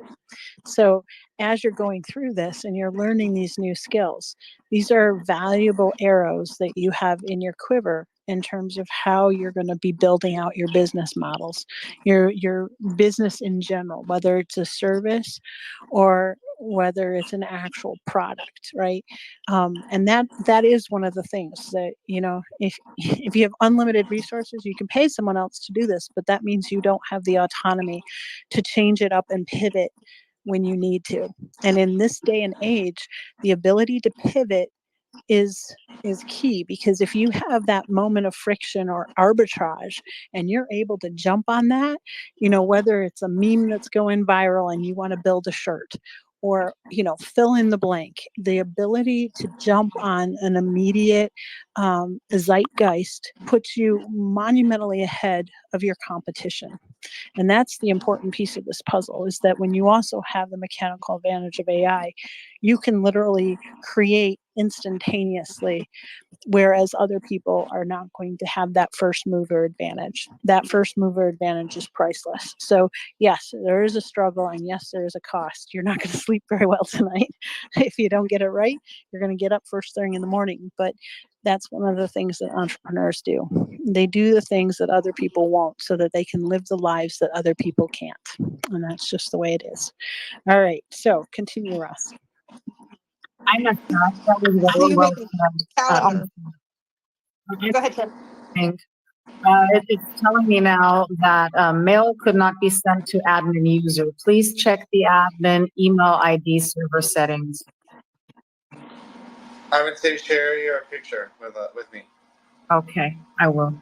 But don't show your underwear.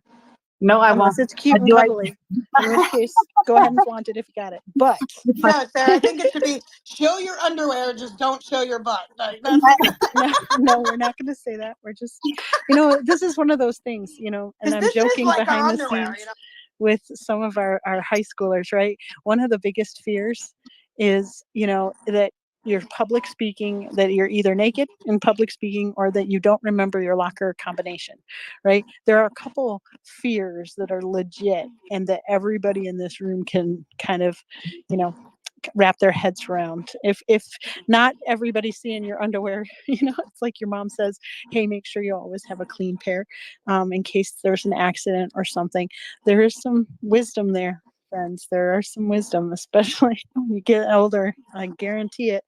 But anyway, you're going to continue. Ross, go ahead.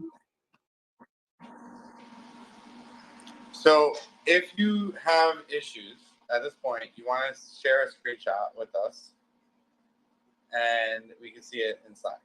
Because connecting it does definitely work. For sure. Shall I put it in Slack? Yeah. In like the channel that we have, or like a DM, anywhere really.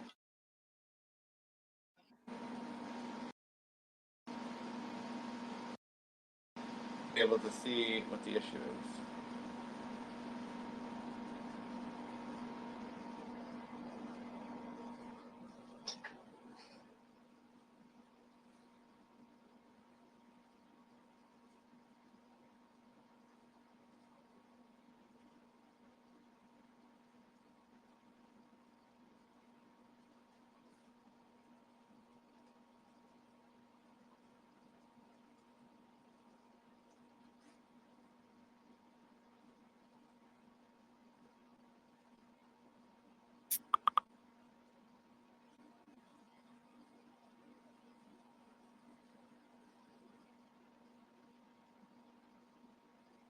Just to get a vibe check of the room.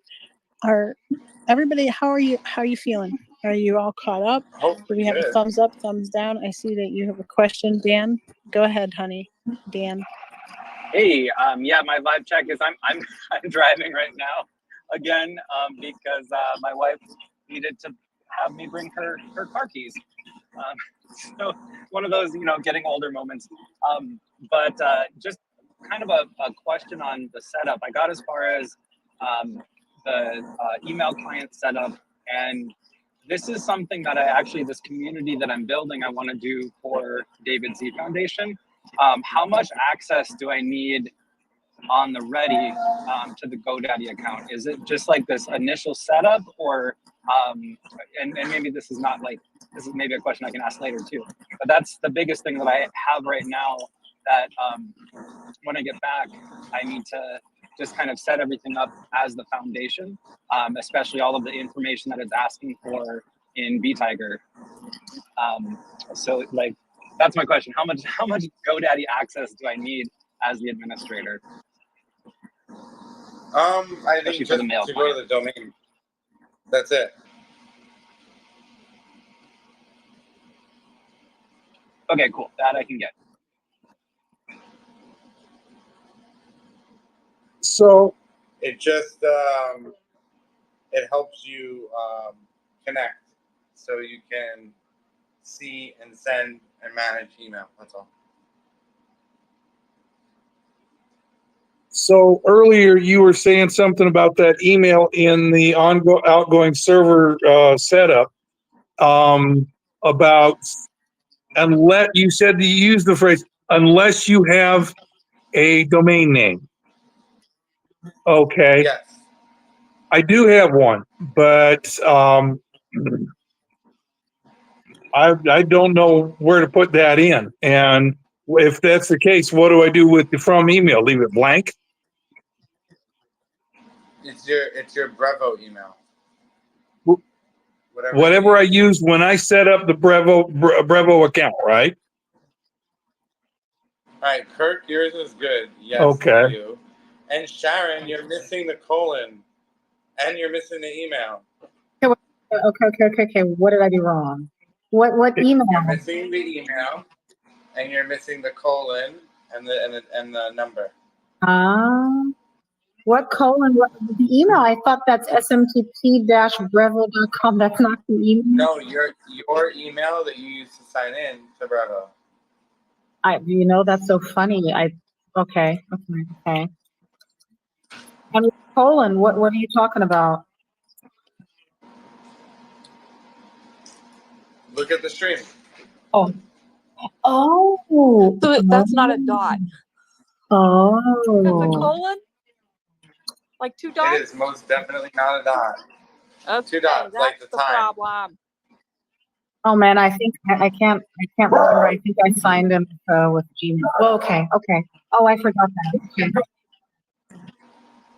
It's always the little things. Oh, so we don't want a redacted colon. No, most definitely not.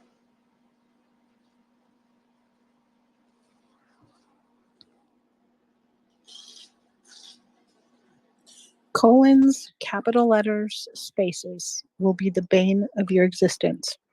If something isn't working, that is always like, I have a bright pink sticky note on my computer that is constantly reminding me it. Most of my biggest rack ups happen to be courtesy of a misplaced comma, a space that I can't see, or a capital letter that I didn't put in there. So those are kind of silly little things. If you are a coder, these things come naturally to you. It's almost like secondhand. You kind of notice it.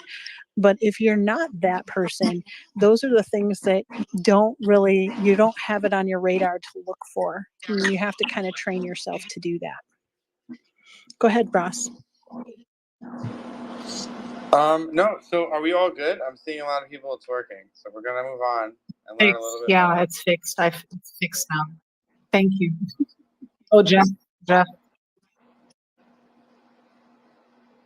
So now you guys should be seeing your first use of API in transactional. So it should have like some action happening right now. There should be action in logs. If you got some action, it's good.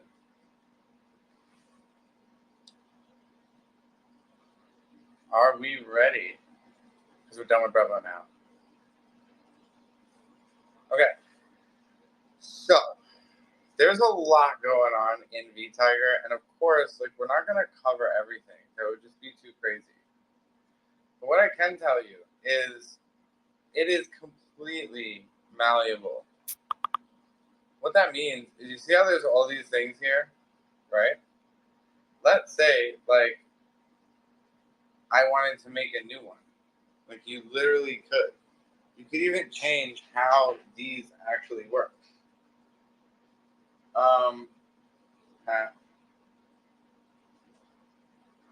Oh, okay. Lucia. Okay. Hang tight. Someone will run to your assistance. Okay. So these are all the different parts of your CRM. So for example, right, when I get a lead, there's certain things I want. So if I were to go here, this is all the different things I'm getting, you see? And I could actually add custom fields, see? Look how crazy this is. I could be like, what should I ask? So, how did you find us? And then we'll say 255 characters, and I'll say example, Google, right?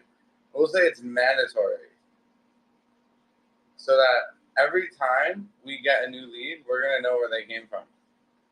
Because they're going to have to fill it in. Because you can quickly, when not in editing mode, you can quickly go here and leads. And you can actually set up a web form. Now, this is not going to set up today, but essentially, you can now set up a form that people can fill out on your WordPress site to get those leads. Think ConvertKit, all these different companies. And then it can go straight into the CRM via automation. Now, you know what I just peeped, guys? Like, it may be in your best interest, if you're going to use this, to support the community of builders and makers that make really cool things like ChatGPT integration. I mean, can you even imagine what that's going to do? Who knows? But I'm sure it's really cool. Now, there's a lot of things you could buy. Things are not free, but the software is free. So community-driven development is not free, but you can of course buy them. And there's different websites that I'll show you. And no matter how sus they may look, your money is safe with the sites that I give you, because I've personally used them. This is first-party extension store. There's other ones, and where they do lots of things. And you could even build your own extension, and this is the coolest part. Because now with AI, you can build your own extension. Because the thing is, AI Tutor definitely knows what vTiger is and could easily build one. And that's the crazy part. But for you right now, what it means is, like, if you have a contact right now that you're working with, like a client, well, you should probably go ahead and add them in here and start cataloging who you're working with. And if you're starting projects, you know, yeah, Notion's great, but there's just like a lot going on where you can go right here and you can just start a project really easily. So like I could say start project, build front end, right? And I could start it now. And I could choose like an end date, and I could say I could put a budget, or maybe I don't want a budget. Like maybe this is stupid for me. Like I don't have budget, so I can delete that. But I don't need to have it. So I can hit save.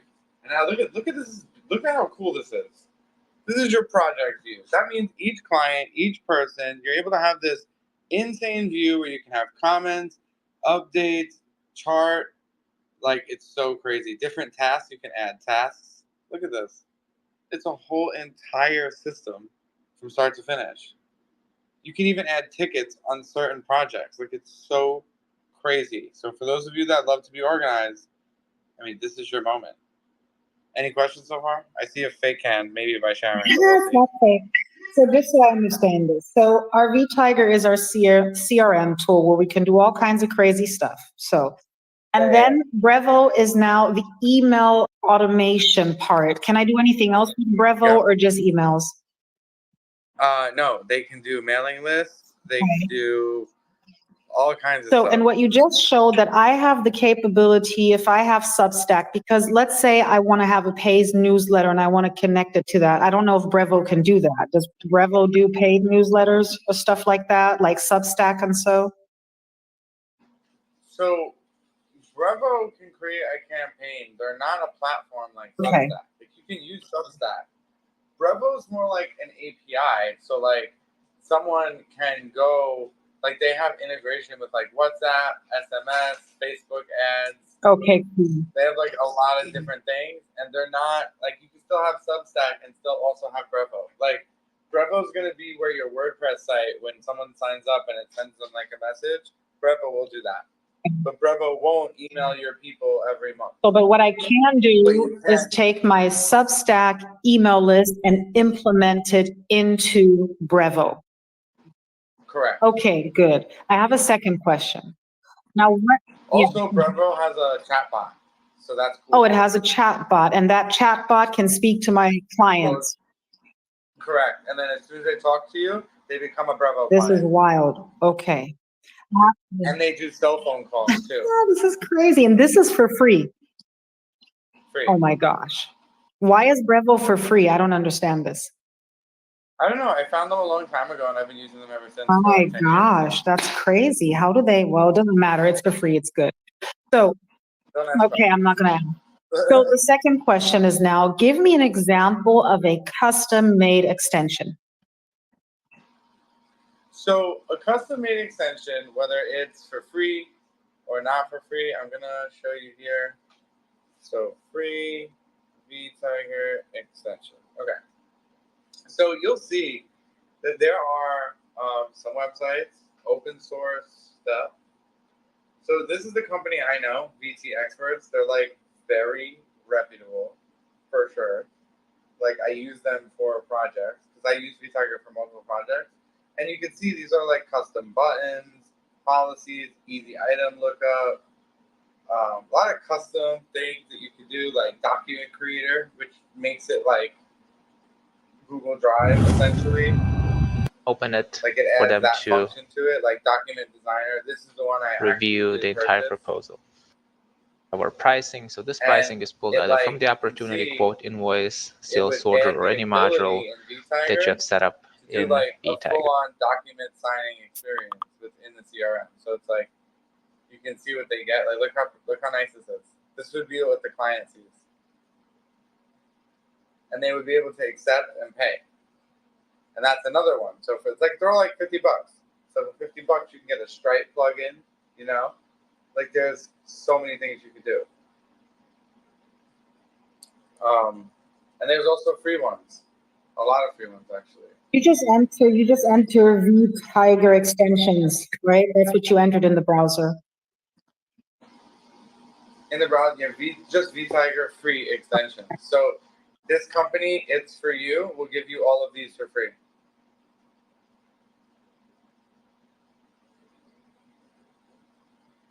So these are all free ones. So you just need to make an account. So I'll send all these links. This is the actual vTiger marketplace. So you'll see like Move to Cloud is free. This is free. Like it'll tell you when it's free. This is crazy. We're getting insider information right now, people. I don't know if you guys are aware of this. This is Like insider information. This is crazy. I would have never done that. I would have never. This one is online payments, which is free. It uses PayPal and 2Checkout. So like if I was to install this, it's like 1 second I can install it into my vTiger. So this would allow me to charge PayPal. And then if you want Stripe, it's not free. PayPal's free though. This map is free. KPIs are free. Rainbow List is not free. Super Receptionist is free. Whatever that is. Online payments, that's free. Labels for you is free. That's a good one. So that's like, you can create your own labels that don't exist.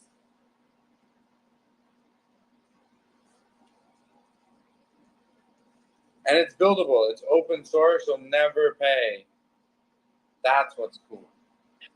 Like, so anything you want to do, you can just go on Google and find anything. Like, there's big companies that make, so like this company, not this one, but VT Experts. They make a ton of money. These guys, I know because I work. Ross, Jeff has a question, but one of the other things real quickly, the reason why open source is also so powerful, it's not just because it's free. When it's open source, it also means open source help, meaning there are more people that are out there that can help you. One of the things that we study a lot on robotics teams, for instance, we had a team from Texas and they used LabVIEW. No one uses LabVIEW. Very few people do. So when their robot broke, they could not get help. But those folks that use Java, that was open source, they had the entire ecosystem ready, willing, and able to help them. There's something really powerful about leaning into that collaboration. It really is the next currency. And if you have those collaborations set in place and you're using tools that make it easy for everybody to use, you're going to set yourself up for success as opposed to constant aggravation and not finding someone that can help you out. Jeff, go ahead, friend. So the question I've got is, we're able to build customer databases in vTiger, correct? Yes.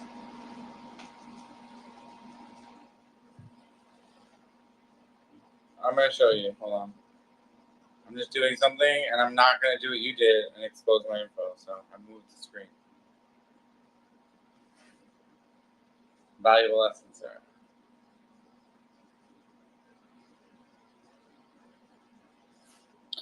For folks listening in, we're not harping on Jeff. Jeff is one of our Pocket No, we're family. not. It's really The reason important, why though. we continue to say it over and over again is actually, muscle memory. We all are learning from each other's mistakes. So I just want to make sure on the recorded line that Jeff is a dear friend of our family here on Innovators Think Tank, and us using him as an example. I use Morgan as an example frequently, and she can use me unmercifully, or just because we know each other well enough that that's something that's okay, and it is for everyone's benefit. We do not want to have our personals dangling out there in the wilderness, right? We are in a safe sandbox here, but you cannot assume that you can trust each and every one of us. You can't. And as much as you'd love to say, hey, I've seen Sarah everywhere and I know that she's pretty consistent, you don't know me from Adam. And we want to make sure that you're protecting not just your sites, but your customer base. You don't want to have any of that stuff out in the open. So just please be careful with that. And I want to make sure to put that in there because you know what, Jeff? You have a lot of wonderful people in here like, oh, leave Jeff alone. Just, you could just say Sarah just put all her dirty laundry out there on the line. I'm perfectly cool with being the example. All right. So go ahead, Jeff. I'm just a blundering old prehistoric buffoon, and I make a very good, easy target. So it don't bother me at all. I love it.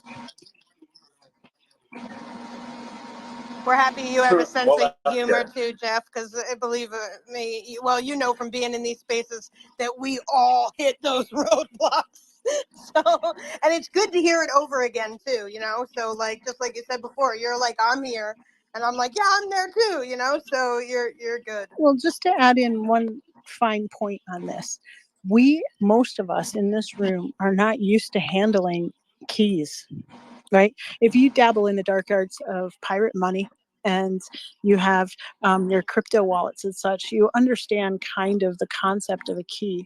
But by and large, most people do not. I would hazard a guess quite a few have never had an API key for anything. They've never had keys to the kingdom. They've never had this kind of admin responsibility. And as a result, we really don't know what the heck we're doing. And it's very easy to, get lulled into a false sense of security. We have to be hyper vigilant and active. Ross had mentioned earlier that when you're signing in for your cPanel, this is not just a one and done. You're constantly maintaining it. You're always picking out the weeds. You're always making sure that you're upgrading your stuff. You're always making sure that you're dotting your I's and crossing your T's. And that's not just for us. It's because we want to make sure that, we have the best stuff for our clients. So those are the kinds of things that you have to think of. This is not a one and done. You're not just building a website like, for instance, my Serendipitous site. All right. It's on Squarespace that has grandfathered out. I can't even get into it. Haven't for decade. The last time I updated it, can't do it. Now you can't just leave something like that. If you log in, one of our friends, Chuck, he makes fun of me pretty much once a week. He's like, how can you be teaching these classes and your own website is not an HTTPS? It's because it didn't exist back then. And so they can't put it on there. And I have to build a new one, right? But that's an important lesson. And we can all, learn a lesson from it. And I'm willing to be that person that you could look at. I'm a prime example. That's a prime example of a website that is now stagnant. It's lost. It cannot be updated. It probably could if I tried really hard, but I don't want to, waste the energy. And it's become a laughing point for the maker community. I hand drew it. So that even tells you everything right there, right? So when you hand draw all of those things, you also have another layer of, it's hard to have it accessible. It's just like when you have things that are open source, anybody can help you. In this case, no one can, because I didn't update it. I didn't make sure the tools were upgraded. And as a result, it is cemented there in history. You do not want that for your customers. And you do not, above all else, want that for your community. Your community depends on you to check in every day and to be consistent and to show up. And that means that you actually have to be a verb. You can't allow your website to be a noun. So that's a very important lesson. And hopefully, in the recording, you'll marinate on that later.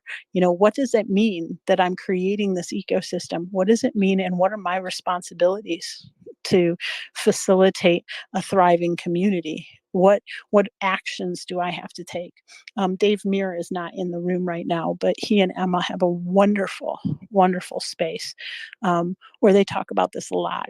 So I highly recommend poking in on there and joining their newsletter too. Go ahead, Ross. So is everyone's mail set up? Are we all good? It all works. So you guys can start freely using this, like it's for your customers.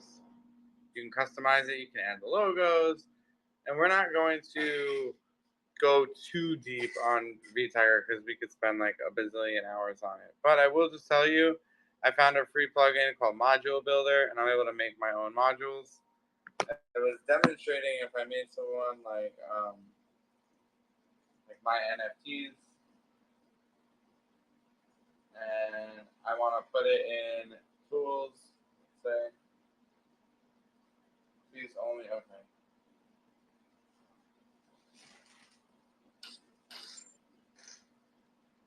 And now I could like add a block.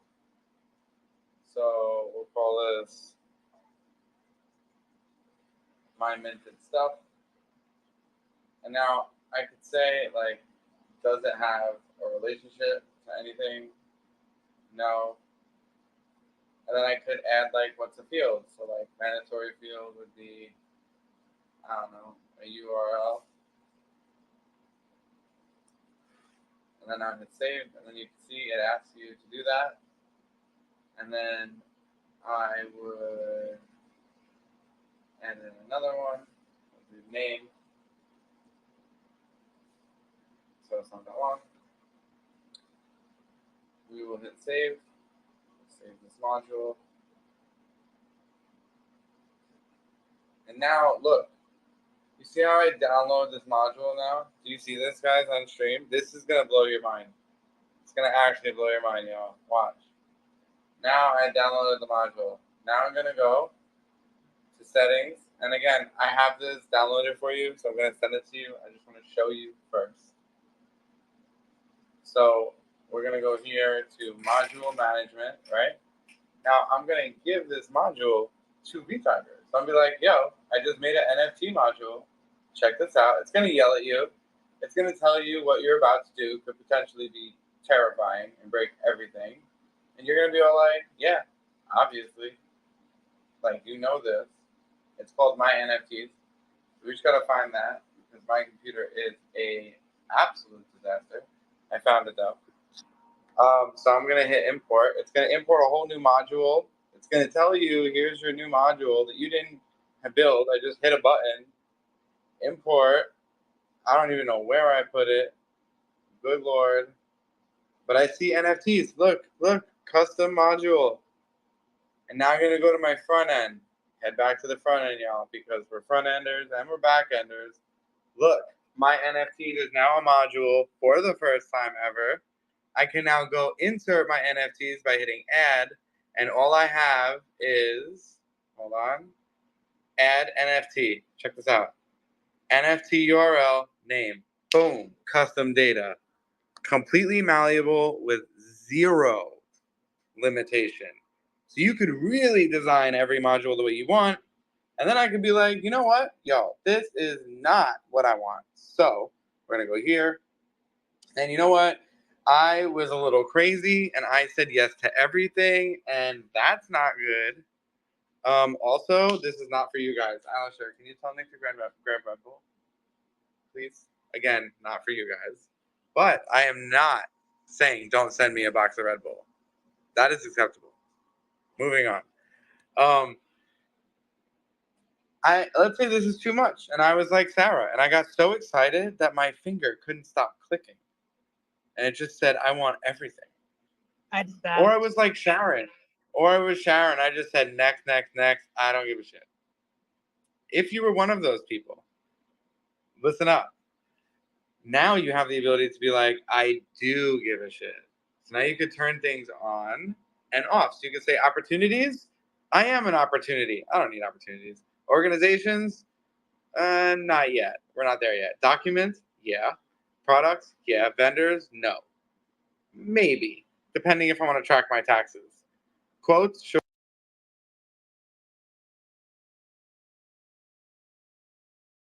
Ross, I was gonna say.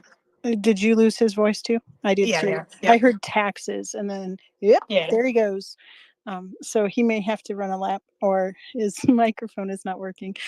But yes, you do want to make sure you're keeping track of your taxes, because for those of you that have never been a 1099er, all right, you've always had a W-2. 1099ers are a whole new ball of wax, right? So you want to Okay. make sure your record keeping is excellent. Let's try your mic again. Go We ahead, good? Ross. Okay. So I don't Everybody need said yes. RSS. If you're like me right now and I'm channeling the inner Sarah, if you're like, what does RSS mean? Yeah, go ahead, just turn it off. Just do yourself a favor, turn it off. Campaigns, again, if you're not running campaigns, turn it off.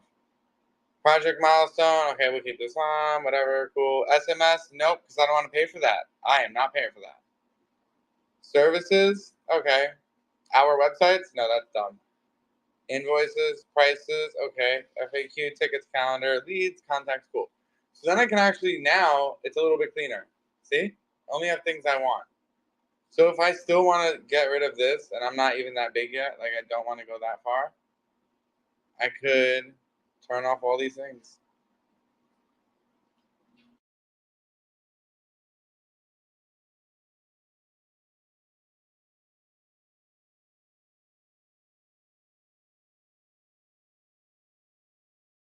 Out. You don't have to have all of the things right away, although it is fun and everything else. The learning curve is higher. So you know how you are, what you're going to become overwhelmed with, what you Yeah, like need. even Sarah, Exactly. even in what I just did, I'm looking at it and I'm like, yeah, I don't need sales orders. That's already too much.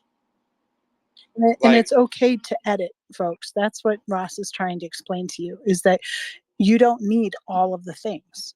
Sometimes you just need the very, very bare basics so that you can get to know what exactly you need. Many people here in the room may have kind of a ballpark figure, maybe a ballpark idea, but you really don't know until you kind of put it to use. So start small. It's like in the movie The Patriot. Aim small, start, miss small, right? So just start with the things that you absolutely know that you need to make you successful. And then you can add it in. And it's also baking in the incentive to continue to look back at your site, continue to update, continue to kind of zhuzh it here and there. And it's a good discipline, because then you're also maintaining good account hygiene. Okay. Now, courtesy of a conversation and something I'm doing with MintPad, I actually have one that I can put here. So let's do that. If I can remember how to even do this.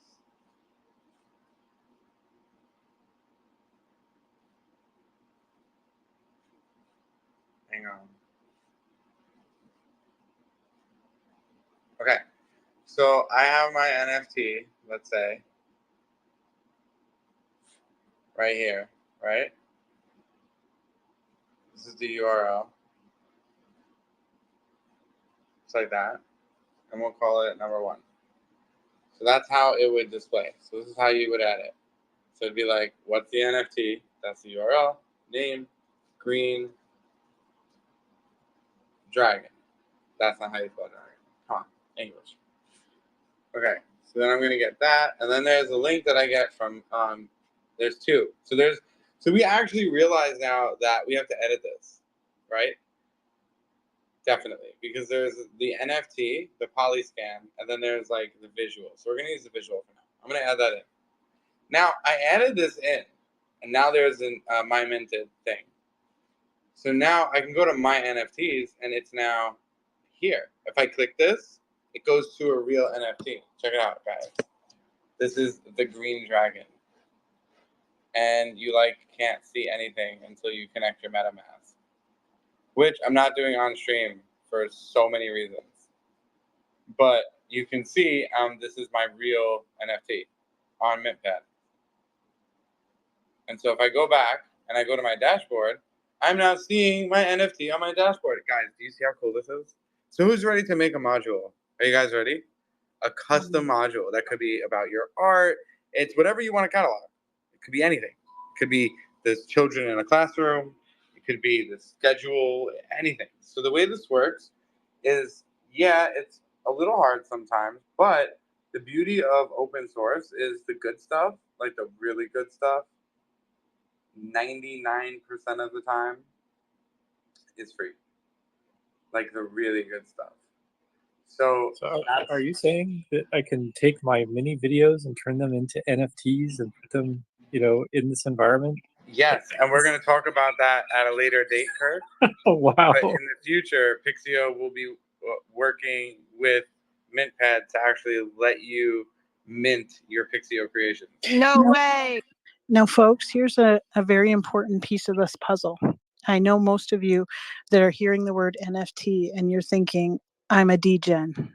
No, there's another facet to this, okay?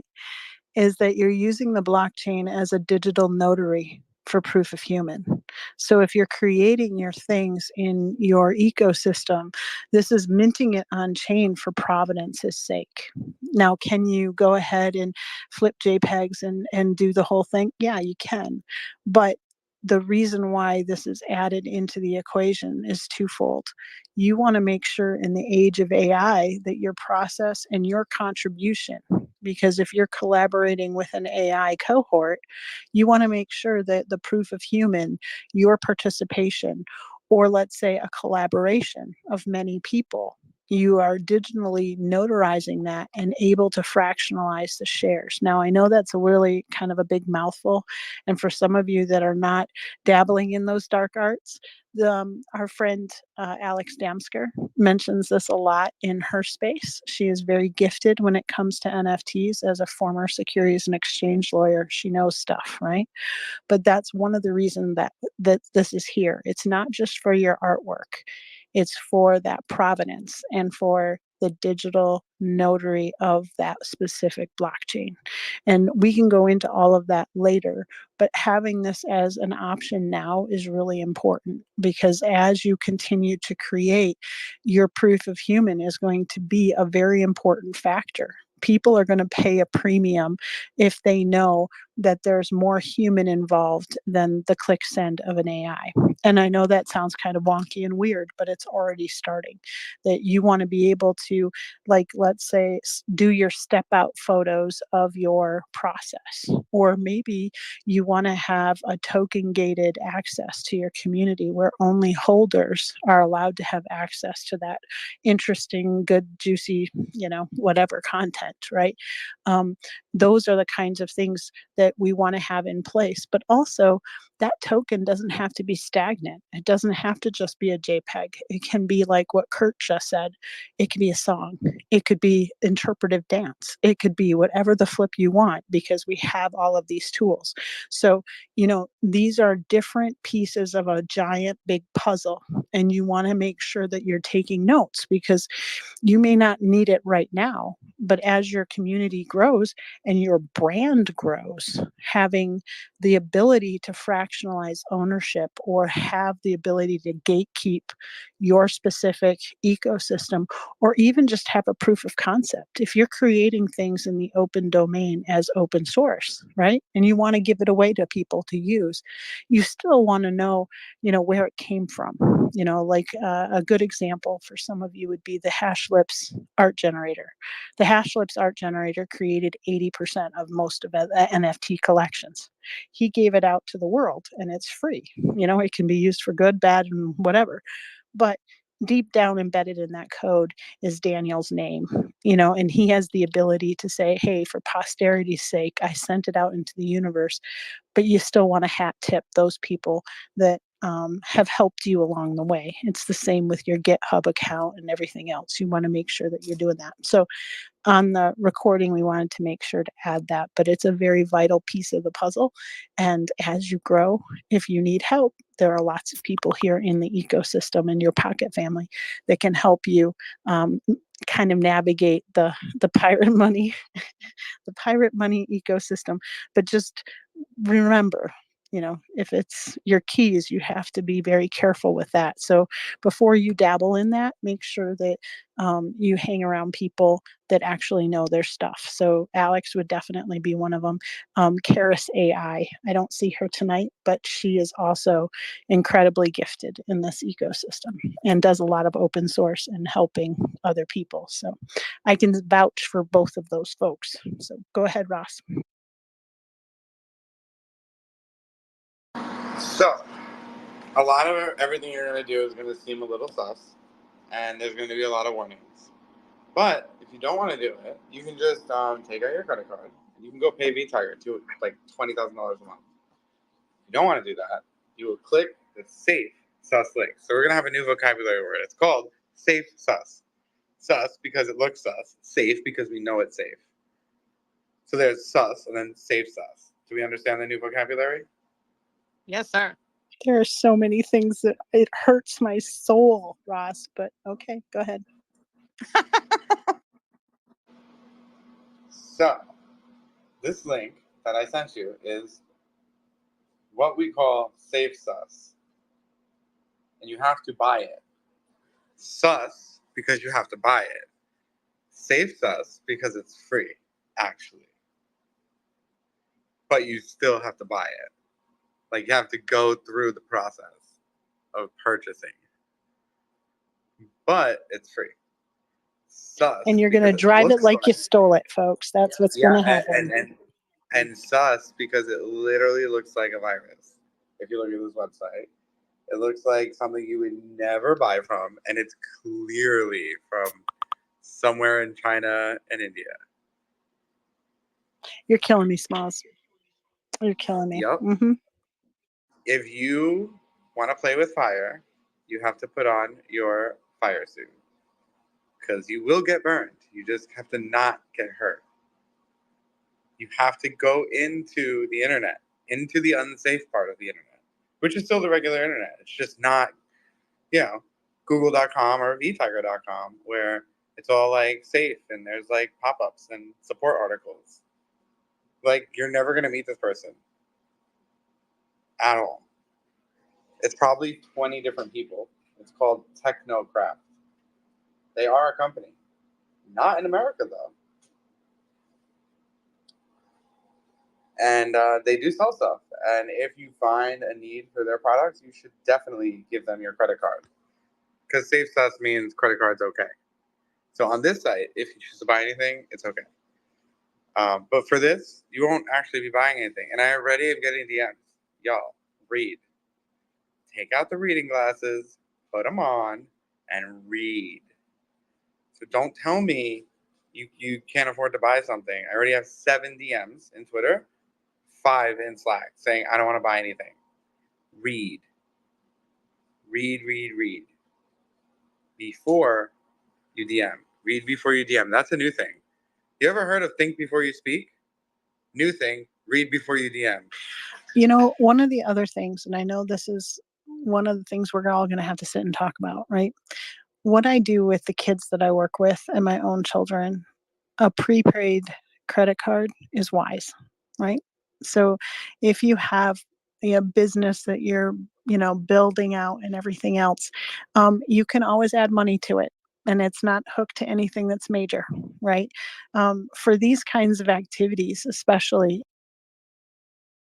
if it is giving you an anxiety attack. And honestly, folks, I can tell you, I know a handful of you that have been dabbling in the dark arts of JPEGs and shit coins, pardon my French, and all of the pirate money, and you've been rugged, right? It's not a good feeling, especially when they wipe out your entire MetaMask, right? I understand that there's a level of PTSD with that. And there really is. We're not minimizing that kind of thought process. There are people here that have been legitimately scammed for thousands and thousands of dollars. We understand that, right? We're trying to mitigate your exposure to sus things. There are some things that, especially in the world of open source, that can feel very scary. There are ways that you can mitigate that kind of exposure. So having a prepaid credit card, you're not going to have to pay for this. It is free, but you still have to go through the motions. And when you there's no card entry on this one. Yeah. I just It's finished it. literally So just going through the motion of checking out. Exactly. There's no card, no money. You need to fill out a name and email address and then click, order, and then it'll send you an email, check your junk mail, and then download it. And I have done Kirk that, and is it all wonderful, works. and he knows his stuff. But if this is going to keep you up at night and give you nightmares and things like that, this is one of those moments where you can think of ways that you can, minimize your risk. And that would be something like a stopgap measure of a prepaid card. Not that you're going to use it, right? But I'm getting the same DMs that Ross is getting, and I'll tell you, it can freak you out. This is particularly important. Like this vTiger module builder, I mean, we're talking about being able to build modules for a $20,000 a month application. So this is a huge opportunity for entrepreneurs right now. So don't pass this up. Ross is giving you gold. Absolutely true. And you would not be able to pay for the price of admission. Your cPanel would cost you a huge amount of money. The barriers to entry for things like this are so incredibly high. It disenfranchises many, many people, and it would disenfranchise almost everybody in this room.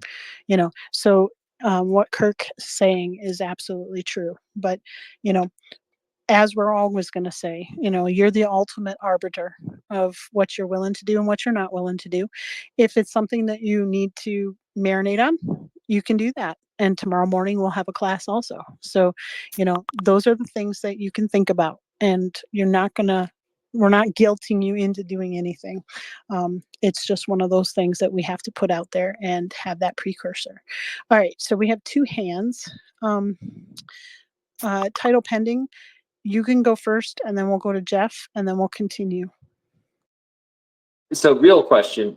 So last week you guys said there's a class tomorrow. I didn't see a Twitter space. Where is this class tomorrow? Tomorrow morning, we always have a postmortem at 11 a.m. Eastern Standard Time. So usually it's not a pre-made kind of space. I don't know if Cash Money Kev is going to go ahead and put it in there, but I usually post, hey, we're having a space right now. And that's usually about an hour 15 minutes at the most. So 11 o'clock Eastern Standard Time. So by the time we get out of class here, it's about 12 hours, give or take. It's in the morning on the flip side. But yes, you can follow me if you need to, and you'll see the little purple halo. Or Josh Hellman, Cash Money Kev, Matea, or Tech in Schools. You'll see us all glowing that purple halo of awesomeness first thing in the morning. We'll all be crispy. I got it. Yep, there you go. Yes, I might be on my way to work, but that's maybe okay. I can listen for a little bit. We are good companions while you're driving, as long as you're not like doing multitasking and have your laptop open. But thank you for reminding the room. That's a wonderful thing to have on the recording as well. Jeff, go ahead, and then we'll go to Sharon. Yeah, I'm just trying to figure out what version of vTiger we're working with, because of the warning they had in here about certain versions being buggy, and that determined which one to go with. I think you can. So Ross has updated everybody to 8.1. Hard to hear you, So Sharon. you just So guys, you're going to be on a mix of versions from 8.1 to 8.2, potentially 8.3 in a few weeks. you need the highest version that matches your primary number. So primary would be the first number, 8.1 would be a subversion or an incremental change. So 8 is the primary, so 8 is what you need.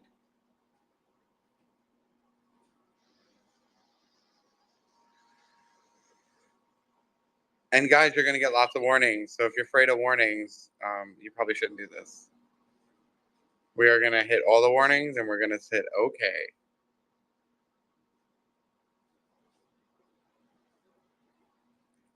Sharon, Well, go ahead. yeah, just a question. It offers paying with PayPal. Shall we do that or just credit card? There's no way to pay, Sharon. Well, I know, but we have to enter something. Well, okay, I'll just do credit card. It's all good. Yeah, it's all good. It doesn't say enter any credit card. What are you talking about? Okay. You just select the version on the link and then you hit add to cart. Upon hitting add to cart, you go into a cart and you just proceed.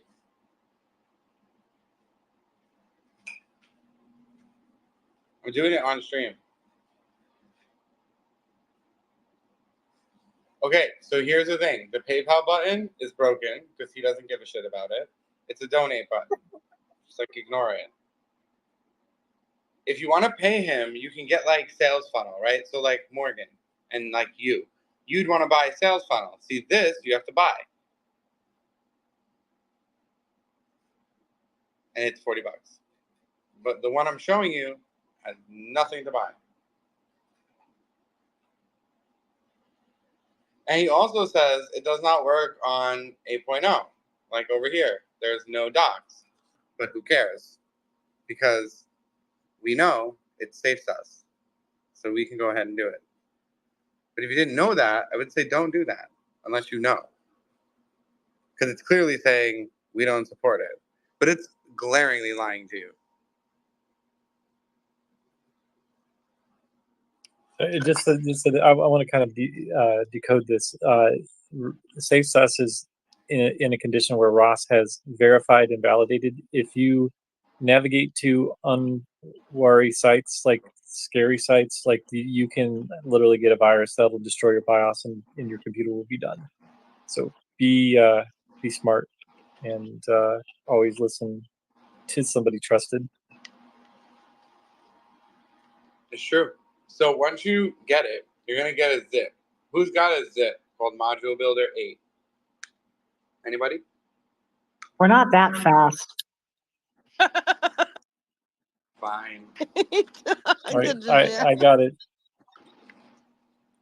How did you do it that quick, Kirk? Why Ruh-roh you? beat you both. So Well, give us a thumbs up if I you're had there. the screens up. So. Yes. Ruh-roh is ahead of the curve.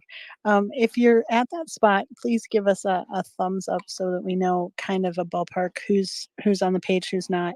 It just gives us, the ability to slow down or speed up. Hopefully not speed up, but we do know that it's late for folks, and we want to make sure that you're getting all of your I's dotted, T's crossed, as we've said a couple different times. The other thing about what Kirk was mentioning about safe sus, okay, and this is going to be a coined phrase. I think that we're all going to have a hacker t-shirt or some kind of merit badge for DEF CON says safe sus. Normally when we have Innovators Think Tank, we encourage people not to click on any links that are not in the nest. All of the links and major things that you're going to need are on this actual live stream down below. Sometimes they're put there after the fact or in the Slack channel. Those are the kinds of things that if you are completely freaking out about, take a screenshot and put it in that Slack channel so that your cohorts and collaborators here in the space can help you out. If there's something that, you're just really apprehensive about, this is one of those times where you're also learning new skills. And part of the new skills is also that risk aversion. You're weighing and measuring, and balancing, is this action worth what we're doing? Yes, it is. Ross is not going to give you a malicious link. Now, if you're not following the directions and you end up in a ditch, then we're going to have to try to pick you out of it. But, you know, make sure you're not clicking ahead or just assuming because you heard something. You know, you want to make sure that you're looking at the physical screen. And I know a lot of you are cheating because it is a pain in the butt to look at his live stream screen and your own screen, flipping back and forth and flipping your phone. I understand that. And I think sometimes you just listen and you're hearing something and then you're clicking through, but you're not going back to that live stream to see it. So, you know, if you can split screen on your computer, that's really, really helpful. But for some of us who have old people eyes, I would be one of those people. It can be really frustrating, but you know what? Take the extra step. You know, make sure you're checking and you're verifying with the live stream so that you are looking at the same screen and you're not just clicking something that sounds right, because there are oftentimes, especially sus links, they are usually things that look almost the same, but if you're not paying attention, you're going to click on it and then no bueno, right? So just putting that out there. Go ahead, Ross.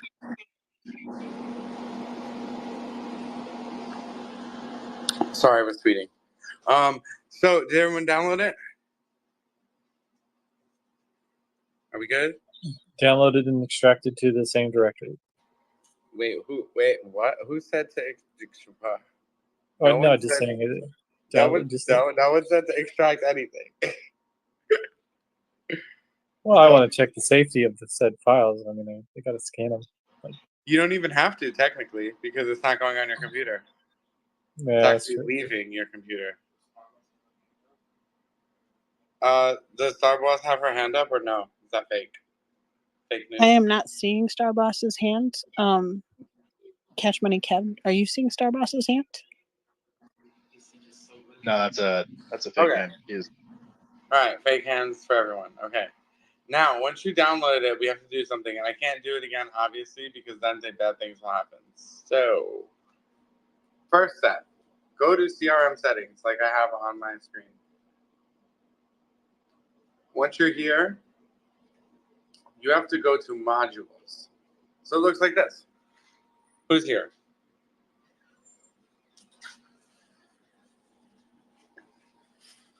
Also, shout out to Nick. He just brought candy. What kind? I don't know. It's Swedish fish. mystery. It better be Swedish fish or Sour Patch Kids with a side order of Red Bull. Reese's Pieces. Reese's Peanut Butter Cups. so went to module management and modules. Okay. So when you hit on this screen, you can hit import module from zip. Now, this is going to be the first time you're going to get for sure yelled at immediately. So if you're scared, then this is your time. You should exit the room. Yeah, and guys, a good practice in this case, let's say you have a live CRM that you're using for real transactions, real customers. A good practice would be to make another CRM that's a test CRM. Where you can put in whatever plugins you want. This is good practice. This is true. We'll learn how to do backups later anyways. But yeah, you can always make a second vTiger, you know? Like tonight. Right after this class, you can go make a number 2. And have like a testing one. Now, what this means is what you're about to do is bad.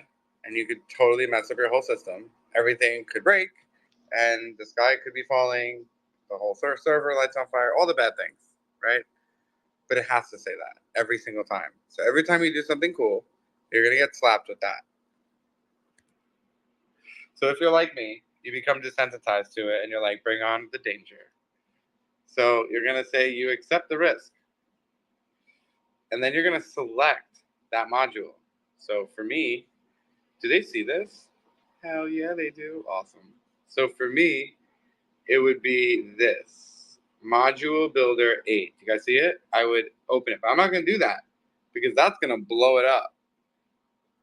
But you could do it. So who did it? You just add it. It's so easy. I have added it, and I have successfully imported the zip module and got the successful message. So if that's the case, then you're going to see it right here. in modules. Are we together? Are we fractured? Are we good? Yeah, I see what you see. Jeff is mad, so we'll have to get to Jeff. Okay, I've got, when I look, I can see in my downloads both the Module Builder 8 and then the zip file right next to it. But when I actually try to use the import, it only shows me the Module Builder 8 and not the zip file. So I'm not, and I couldn't keep up with that and what I'm doing and watch you at the same time.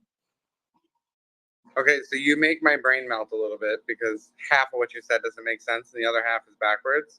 So it should be a zip, right?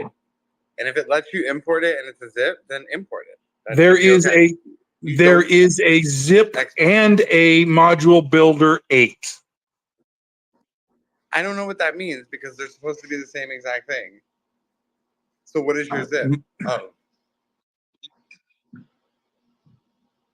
You don't need the extracted file. Matter of fact, you could delete the extraction. Just leave. You only need that zip file. Okay, well, I didn't do an extraction, but that's okay. Well, you don't need to mess with that. Just the zip file. That's the only thing the system will recognize. Jeff, So, before you click anything, if it's something that's making you anxious, because this is one of those moments where you don't want to frack up your computer, because I know this is your only computer, right? And I think that's the apprehension a lot of folks have, that if this is your only technology, this is your only, that's not the issue link at to all. the outside world. Okay. This is one of those moments. Okay. You're crossing the Rubicon. If you need to screenshot it, just go ahead and make sure you're putting it in the Slack channel. You've got Kirk in there, and I think you've also got a number of other people. I have to go and flip back to that channel too. But when in doubt, just take a pause. That's perfectly legit. And if you are behind, don't worry about it, because I know that, Ross moves really quickly because this is his language. This is his fluid language. And when you talk it out, it's actually helping solidify in our head what we're supposed to do. So when I'm hearing from you is they're in direct opposition to one another, and I'm trying to understand what you're seeing on your screen.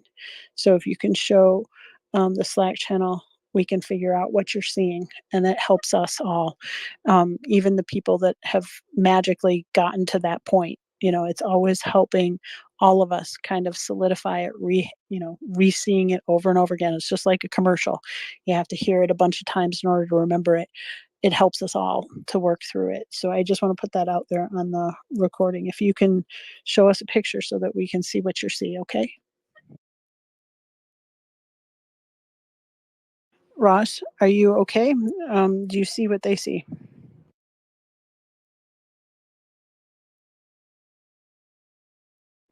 Or did I just lose everybody in the space? I can hear you. I can hear Ross though. All right, good. No, I'm good. Oh, there we go. There we go. I was getting a drink. Okay. So everyone installed it? We good? Because the next part's the fun part. So on the top left, this is like your action menu. Inside tools, you're going to have this module builder. When you go there, that's what it looks like. Who's on my screen? This is actually using the module builder now.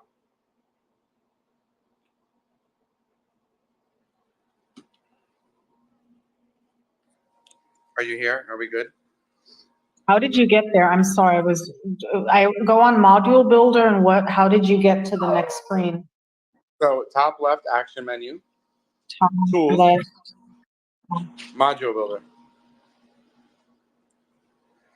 Where is? If you don't see it, you didn't install it. No, I have import. I have it down there at the bottom right. It says module builder, right? And oh, so then top left, and then tools, and then module builder. Oh, I go to tools. I have to go. Let me go back to home. I don't see tools. Where the heck am I? Open your eyes. Module. Okay. I'm gonna slap him, Cher. Don't worry. Right, do it, please. But that? Marketing? Oh, you're on marketing, huh? Okay. No, I'm not on marketing. You have to go to tools. I don't see tools. Where the hell am I? I'm sorry. Sorry. It's under the hamburger. The tools is the last one on the list, and then modules will be a new section you can select within that. So let me go back to home. Okay, let me start over. So This is gonna be fun. yeah, you know me. Here, So go uninstall and reinstall. I'm so kidding. I'm Oh my God, Morgan. so kidding. Nobody listen to her. Don't listen She's to me. talking absolute gibberish right now. okay, honey. Oh, I'm sorry. Okay, I went. Okay, that's what you You guys better call. be Okay, I'm sorry. You always sorry. make me think I'm losing my mind. No, I didn't understand what you guys meant with hamburger, but now when I look at those 3 lines, okay, it looks like a hamburger. Sorry. I don't know why they call it that. It's the weirdest thing ever. I'm like, I don't want to eat that. Okay, I'm hungry. Can we stop saying hamburger? Thank you. No, it's good. Well, now I saved it. Well, now I saved it in my brain. Now don't go back. I'm going to be completely confused. But it's strange, isn't it, Morgan? Hamburger. If you start In singing, design theory, that's I'm gonna literally do a the quick one textbook name for it. Josh, Kevin, Mattia. Burger. no, it's like Do to you all have beef that? patties, special sauce, lettuce, cheese, We have pickles, hamburgers and onions. carrots That and was from their they're favorite mostly comedian, Casey Rocket, when he burger. Whatever it is, So, those visual cues that make it so that you can remember it, those 3 lines for me are completely from The Fifth Element. So, you know what? I just, whatever works for you guys is what you write in your notes, right. right? So you can call it whatever you want. I don't care what you call it, but just know what it is because, yeah. So. for Sarah, that's Earth. Yes. There we go. And for me, Multi-pass. it's the stupid top left. So for everyone, it's different. To each his own. So you're going to hit create new. Now, naming your module, this is the fun part. So for Sharon, it could be magazine issue. And then like, what's the date? How many pages? Who's the sponsors? And you could create all these fields. For Morgan, it could be clients. For Sarah, it could be like different maker spaces all over the world. She could populate it and create a place where she can save all this info. For Dan, it could be like his clients. It could be different songs that he's made. It could be like the music module, which has all your songs. For Lucia, it could be your students. It could be your classes. It could be your syllabuses. It could be your tests. Like this whole platform could be related to whatever you're doing. For Cyril, it could be if you get a web design client. For Luke, it could be same thing, client. For Kirk, same thing. For Sharon, when you do consulting, this could be where you send out your invoices and your proposals and keep your clients. It could be anything for anybody. It's malleable, like putty. So create your first module and make sure you give it a name and a label. So we're going to do that together. And you can put it wherever you want. I'm going to put this one in marketing. We'll call this ads, ADS. Now, these would be ads that I ran. So the block, right, the first block, has to be like social network. Like which one, right? If I'm running ads. So I'm going to save that. And I'm making social network. So in social network, like what's important? So for me, it would be like the cost, the name, the actual ad. So ad content. So I'd be like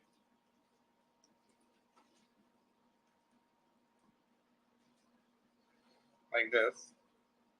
And we'll do like 500. And this could be like all kinds of stuff, but for us, we'll do text area, right? Mandatory. So now you have to put the content of the ad. You see? Then it would be social network.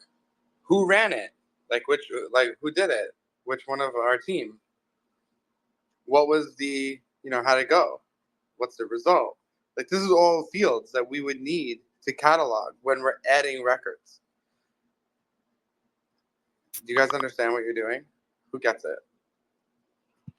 This would also be when you have collaborative works, right? When you have to kind of document your participation.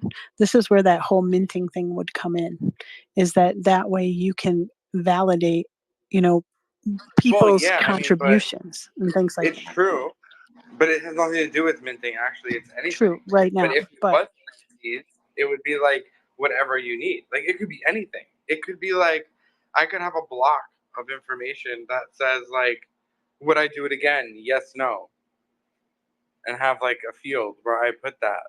Like it could be anything. It's really good for creating custom modules for your business. So like if you need a class list, this is how you would do it. You'd take name, email, subject, age, and then you would import students. And this can also act as a backend for your entire business, believe it or not. And the best part, it's completely for free and gets continuous updates. I mean, how do you get to 8, right? Last time I used this, it was on 6. Now it's so much better. So I want you guys to make your first module. I made mine. It's really bad. I'm going to hit save, but I'm going to wait till you guys are done so we can do it together. Just take a few minutes. Make your first module. And don't hit save until I tell you. What goes in the length field, which is required? How much text? So if you put like 500, that's 500 characters. Okay.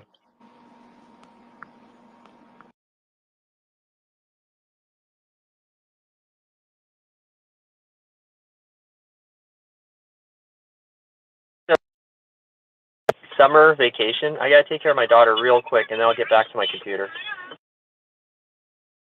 Hakuna Matata, no worries. You can come in and out as you please. There's always the recording, so you can always come back, and we can see you tomorrow morning. Be safe, have fun, don't die. That's what we tell everybody. So go ahead. There's no coming back. You're screwed. You're terrible, but I love you. So do not click save on this field, or we are waiting Uninstall and till. reinstall. No, I'm just kidding. I'm so kidding. Don't do that. So we can create the new field. Yeah. Do not save the entire module yet. Yeah, but there's no going back.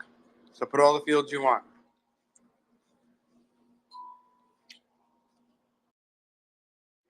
And take your time, folks.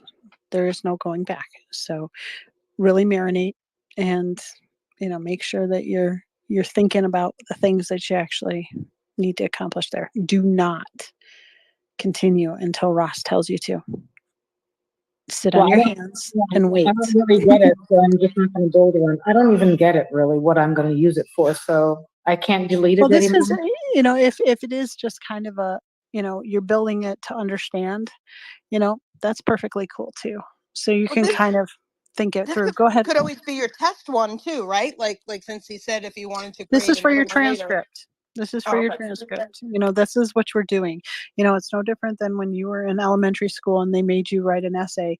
You didn't know it was for your folder and you didn't know that it was going to go with you until you were 12th grade. You know what I mean? It's the same kind of thing. You're building for your transcript at this point for, proof of concept if you need to. But the other thing too is that if you want to maximize your time, right? Because your time is precious. If you already have that kind of general idea of something that you're marinating on, then go ahead and do it that way. But if you don't know what you want at this point, just kind of think through something that's useful and, go with that. Well, the other thing is that once it's all said and done, you have to do it again and again, because especially if you're going to get it for work, you need to just have the workflow kind of in your blood, if that makes any sense. So if you just go through it once and, if you're using your analogy, you know how much stuff I forgot from high school? God knows the amount of stuff I forgot from the university, right? Same here. For Christ's sake, I forgot my password. Well, that's because you have, and this is the muscle memory piece, right? We're not cramming for a test. We are learning a skill for life. There's a difference. right? So if you're cramming for a test, it's in one ear, out the other. You just have to remember it for the test.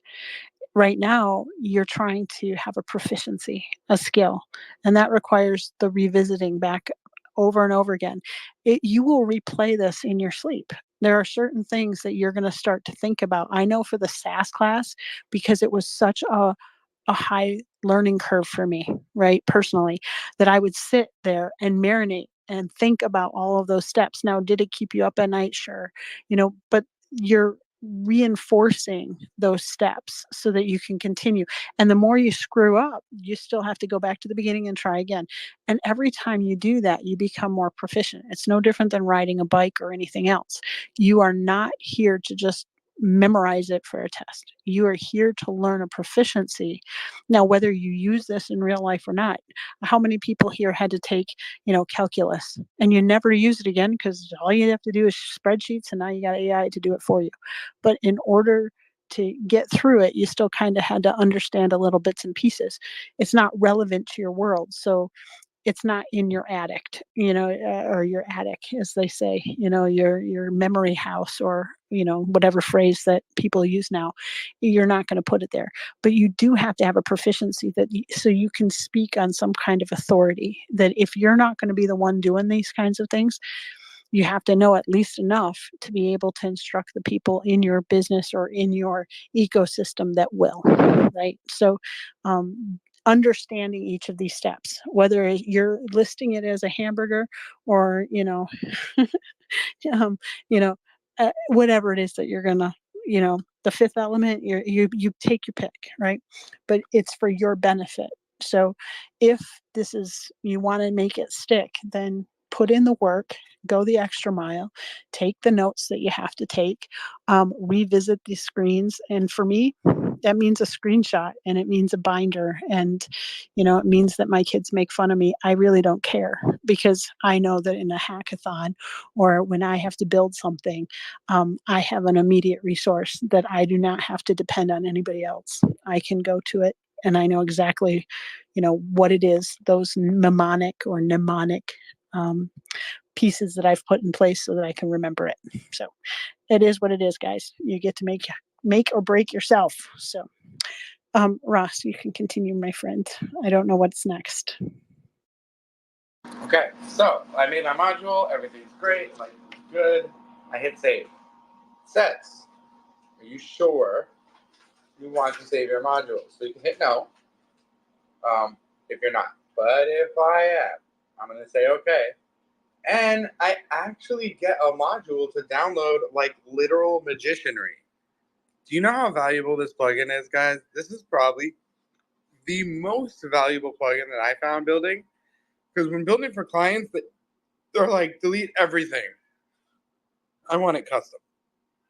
And so this allows you to do this completely with no code. And it's a brilliant plugin by that team. That like Safe Sus website is actually a brilliant team. They just like really, really desperately need a web designer for real. So that the Americans aren't like, what? That's us. I'm leaving. Because little did you know, it had exactly what you needed for $0. Now, once you're done, you're going to go here, and you're going to actually do the same thing we did before. You're going to go to settings, blah, blah, blah. We're going to actually click the button, because clicking is how it works. And we're going to go to modules and import again. And again, we're just going to get yelled at. So just like get used to it. And install your brand new, shiny, custom module that you just downloaded right now. I don't even know what I called it. Huh? I don't get it. What are we? Huh? Oh, so the module that we just made, we have to download and upload again. Huh? Yeah. Wow. The one you just made. You just made a module. So now I get the whole thing. Okay, now I understand. So this is the custom module builder, and I can build as many. Okay, I get it finally. Okay, good. I'm not. You get it? Yeah, I get it. That's good. So I can keep building over and over. Now I understand why it needs to be updated on a regular. Now I get all of that. I didn't understand any of that till now. Great. Thank you. There you go. And Sharon, there are a lot of people that are just like us, where you have to go through the motions, and sometimes it doesn't click until the very end. Like for me, I have to know what I'm doing, like ahead of time, because it's that kind of, you want to plan the route kind of thing so that you're not going to end up in a ditch or whatever. It just depends on what your learning style is, but you can hear it in folks' voice when they finally get it, when it starts to click and you're like, oh, now I understand it, and you have to go through those motions until it becomes yours. You've now voided the warranties, you own it, and now Yep. it's yours. You see what I'm I saying? was so puzzled as he like downloaded, upload. I'm like, what the heck? And then I'm like, oh, now I understand. Oh my God.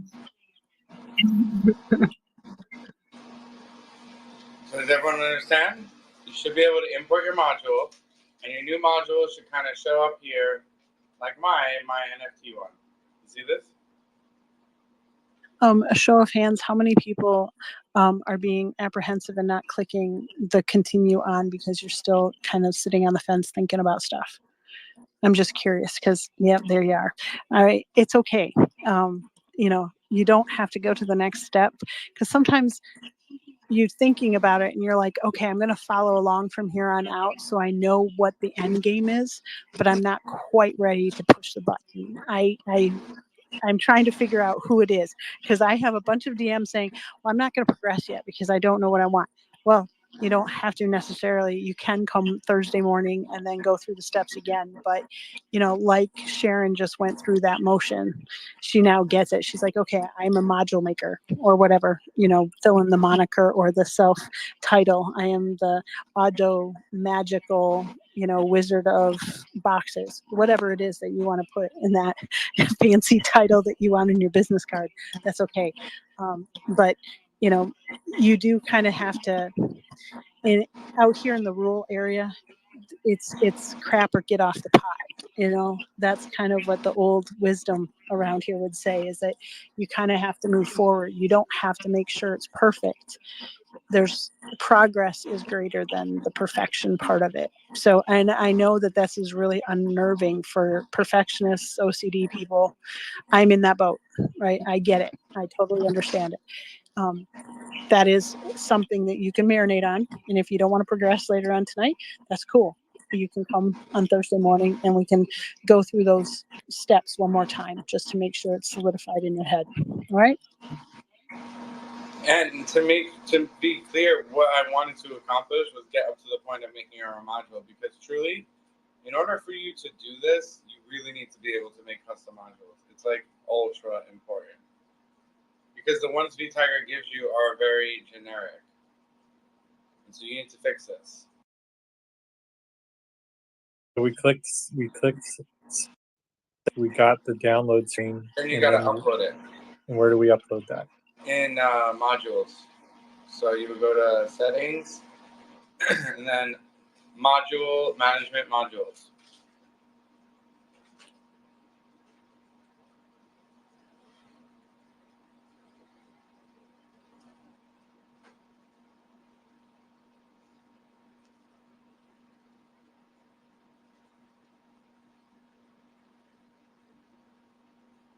Then click import from zip, just like we did last time. Yeah. Excellent.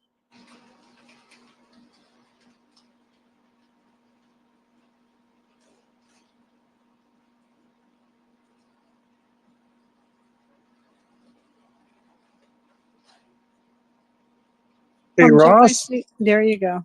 Go ahead. what is the difference between a module name and a module label? One is like the name, and the other one's the label that you see in the actual UI.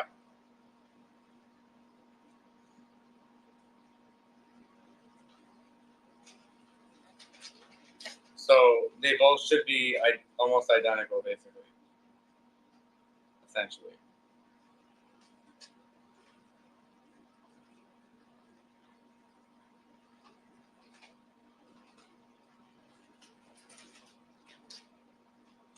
Does that make sense? It does, and success. So you're able to do it? But yeah, my module has showed up on that list. Nice. So yeah, that's what we just did. And guys, you should customize vTiger, like put your own logos and stuff.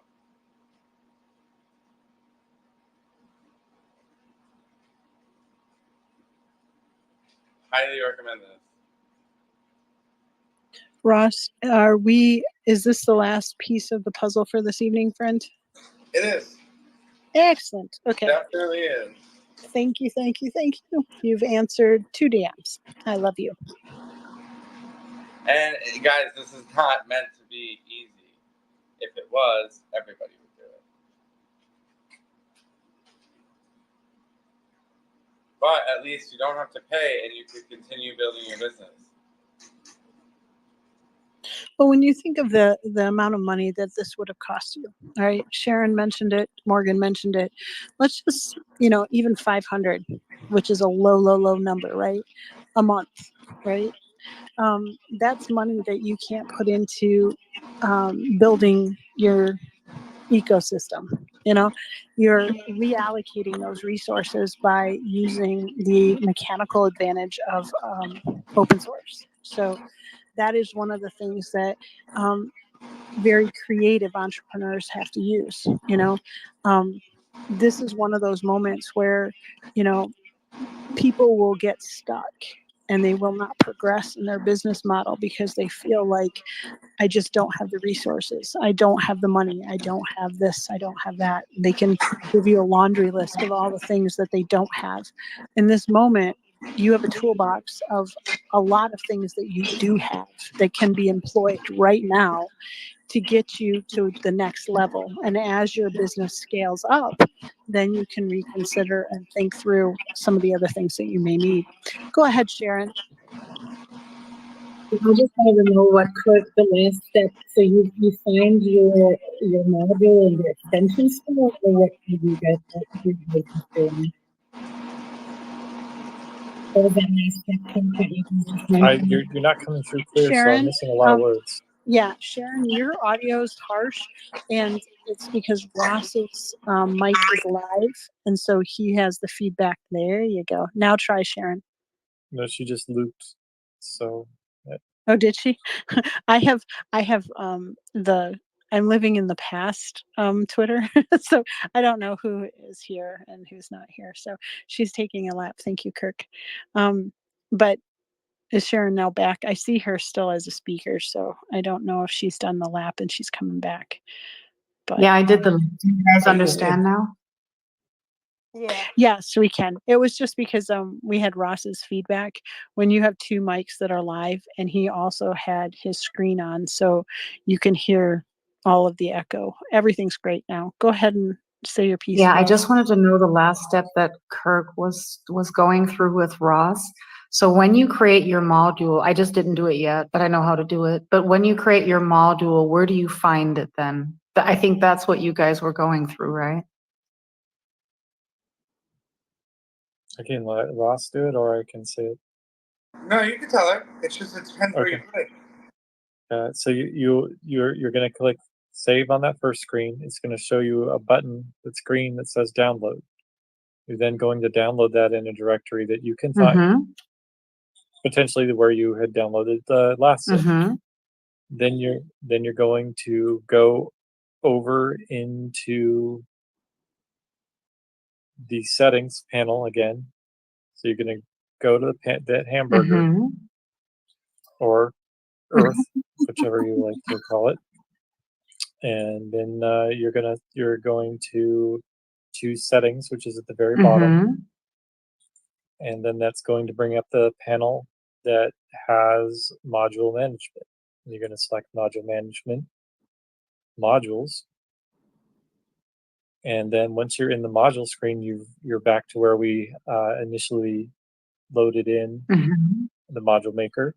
And so you're going to click that same button up there at the top that says import module from zip.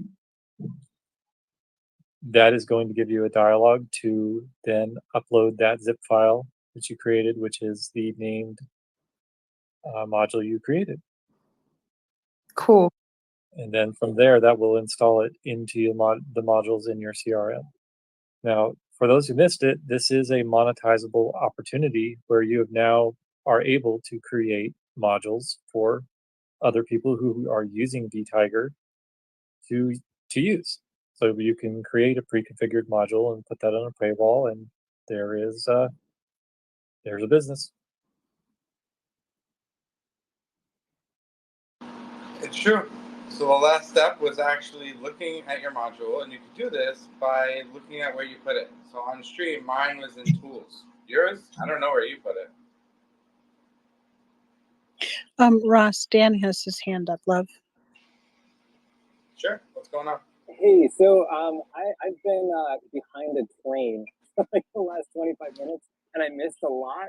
But right when I was stopped at the train, like on the edge of Signal, I heard you say, Ross, something about safe sus, and then like whatever you do, make sure you don't. And then I didn't hear what was after that. So that was like I'm on the edge of my seat. What are we not supposed to do when we see the things that are maybe it's safe sus? You're not supposed to lick the screen. You're not supposed to. No. Snozberries taste like You're snozberries. not supposed to lick the screen. Yes, growth mindset. But Safe sus is basically clicking on the things that Ross says is okay, but is going to give you anxiety and panic attacks because it looks sketchy as all get out. That's what's going to happen. So it's going to, he's basically priming the pump for the fact that you are going to have, irregular heartbeats and sweating attacks when you go through that piece if you are a person that, gets nervous about such things. So that's what we were explaining. Yeah, when it was right after I was trying to come up before when all the profile pictures would play like profile picture hockey, like trying to connect and it wouldn't. But one of the things that you guys were talking about before that is kind of like words for the wise, something I learned in the WordPress.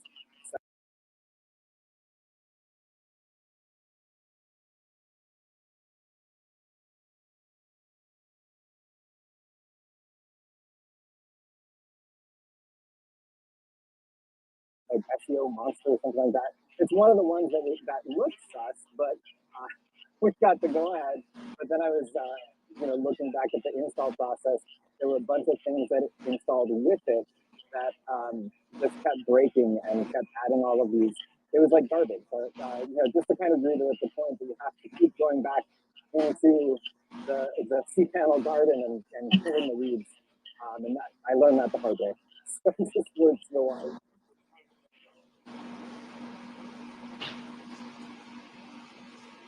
Well, you got it right, Dan. So that is you're talking it through, and it's filing away for you to kind of visit back when you're all done.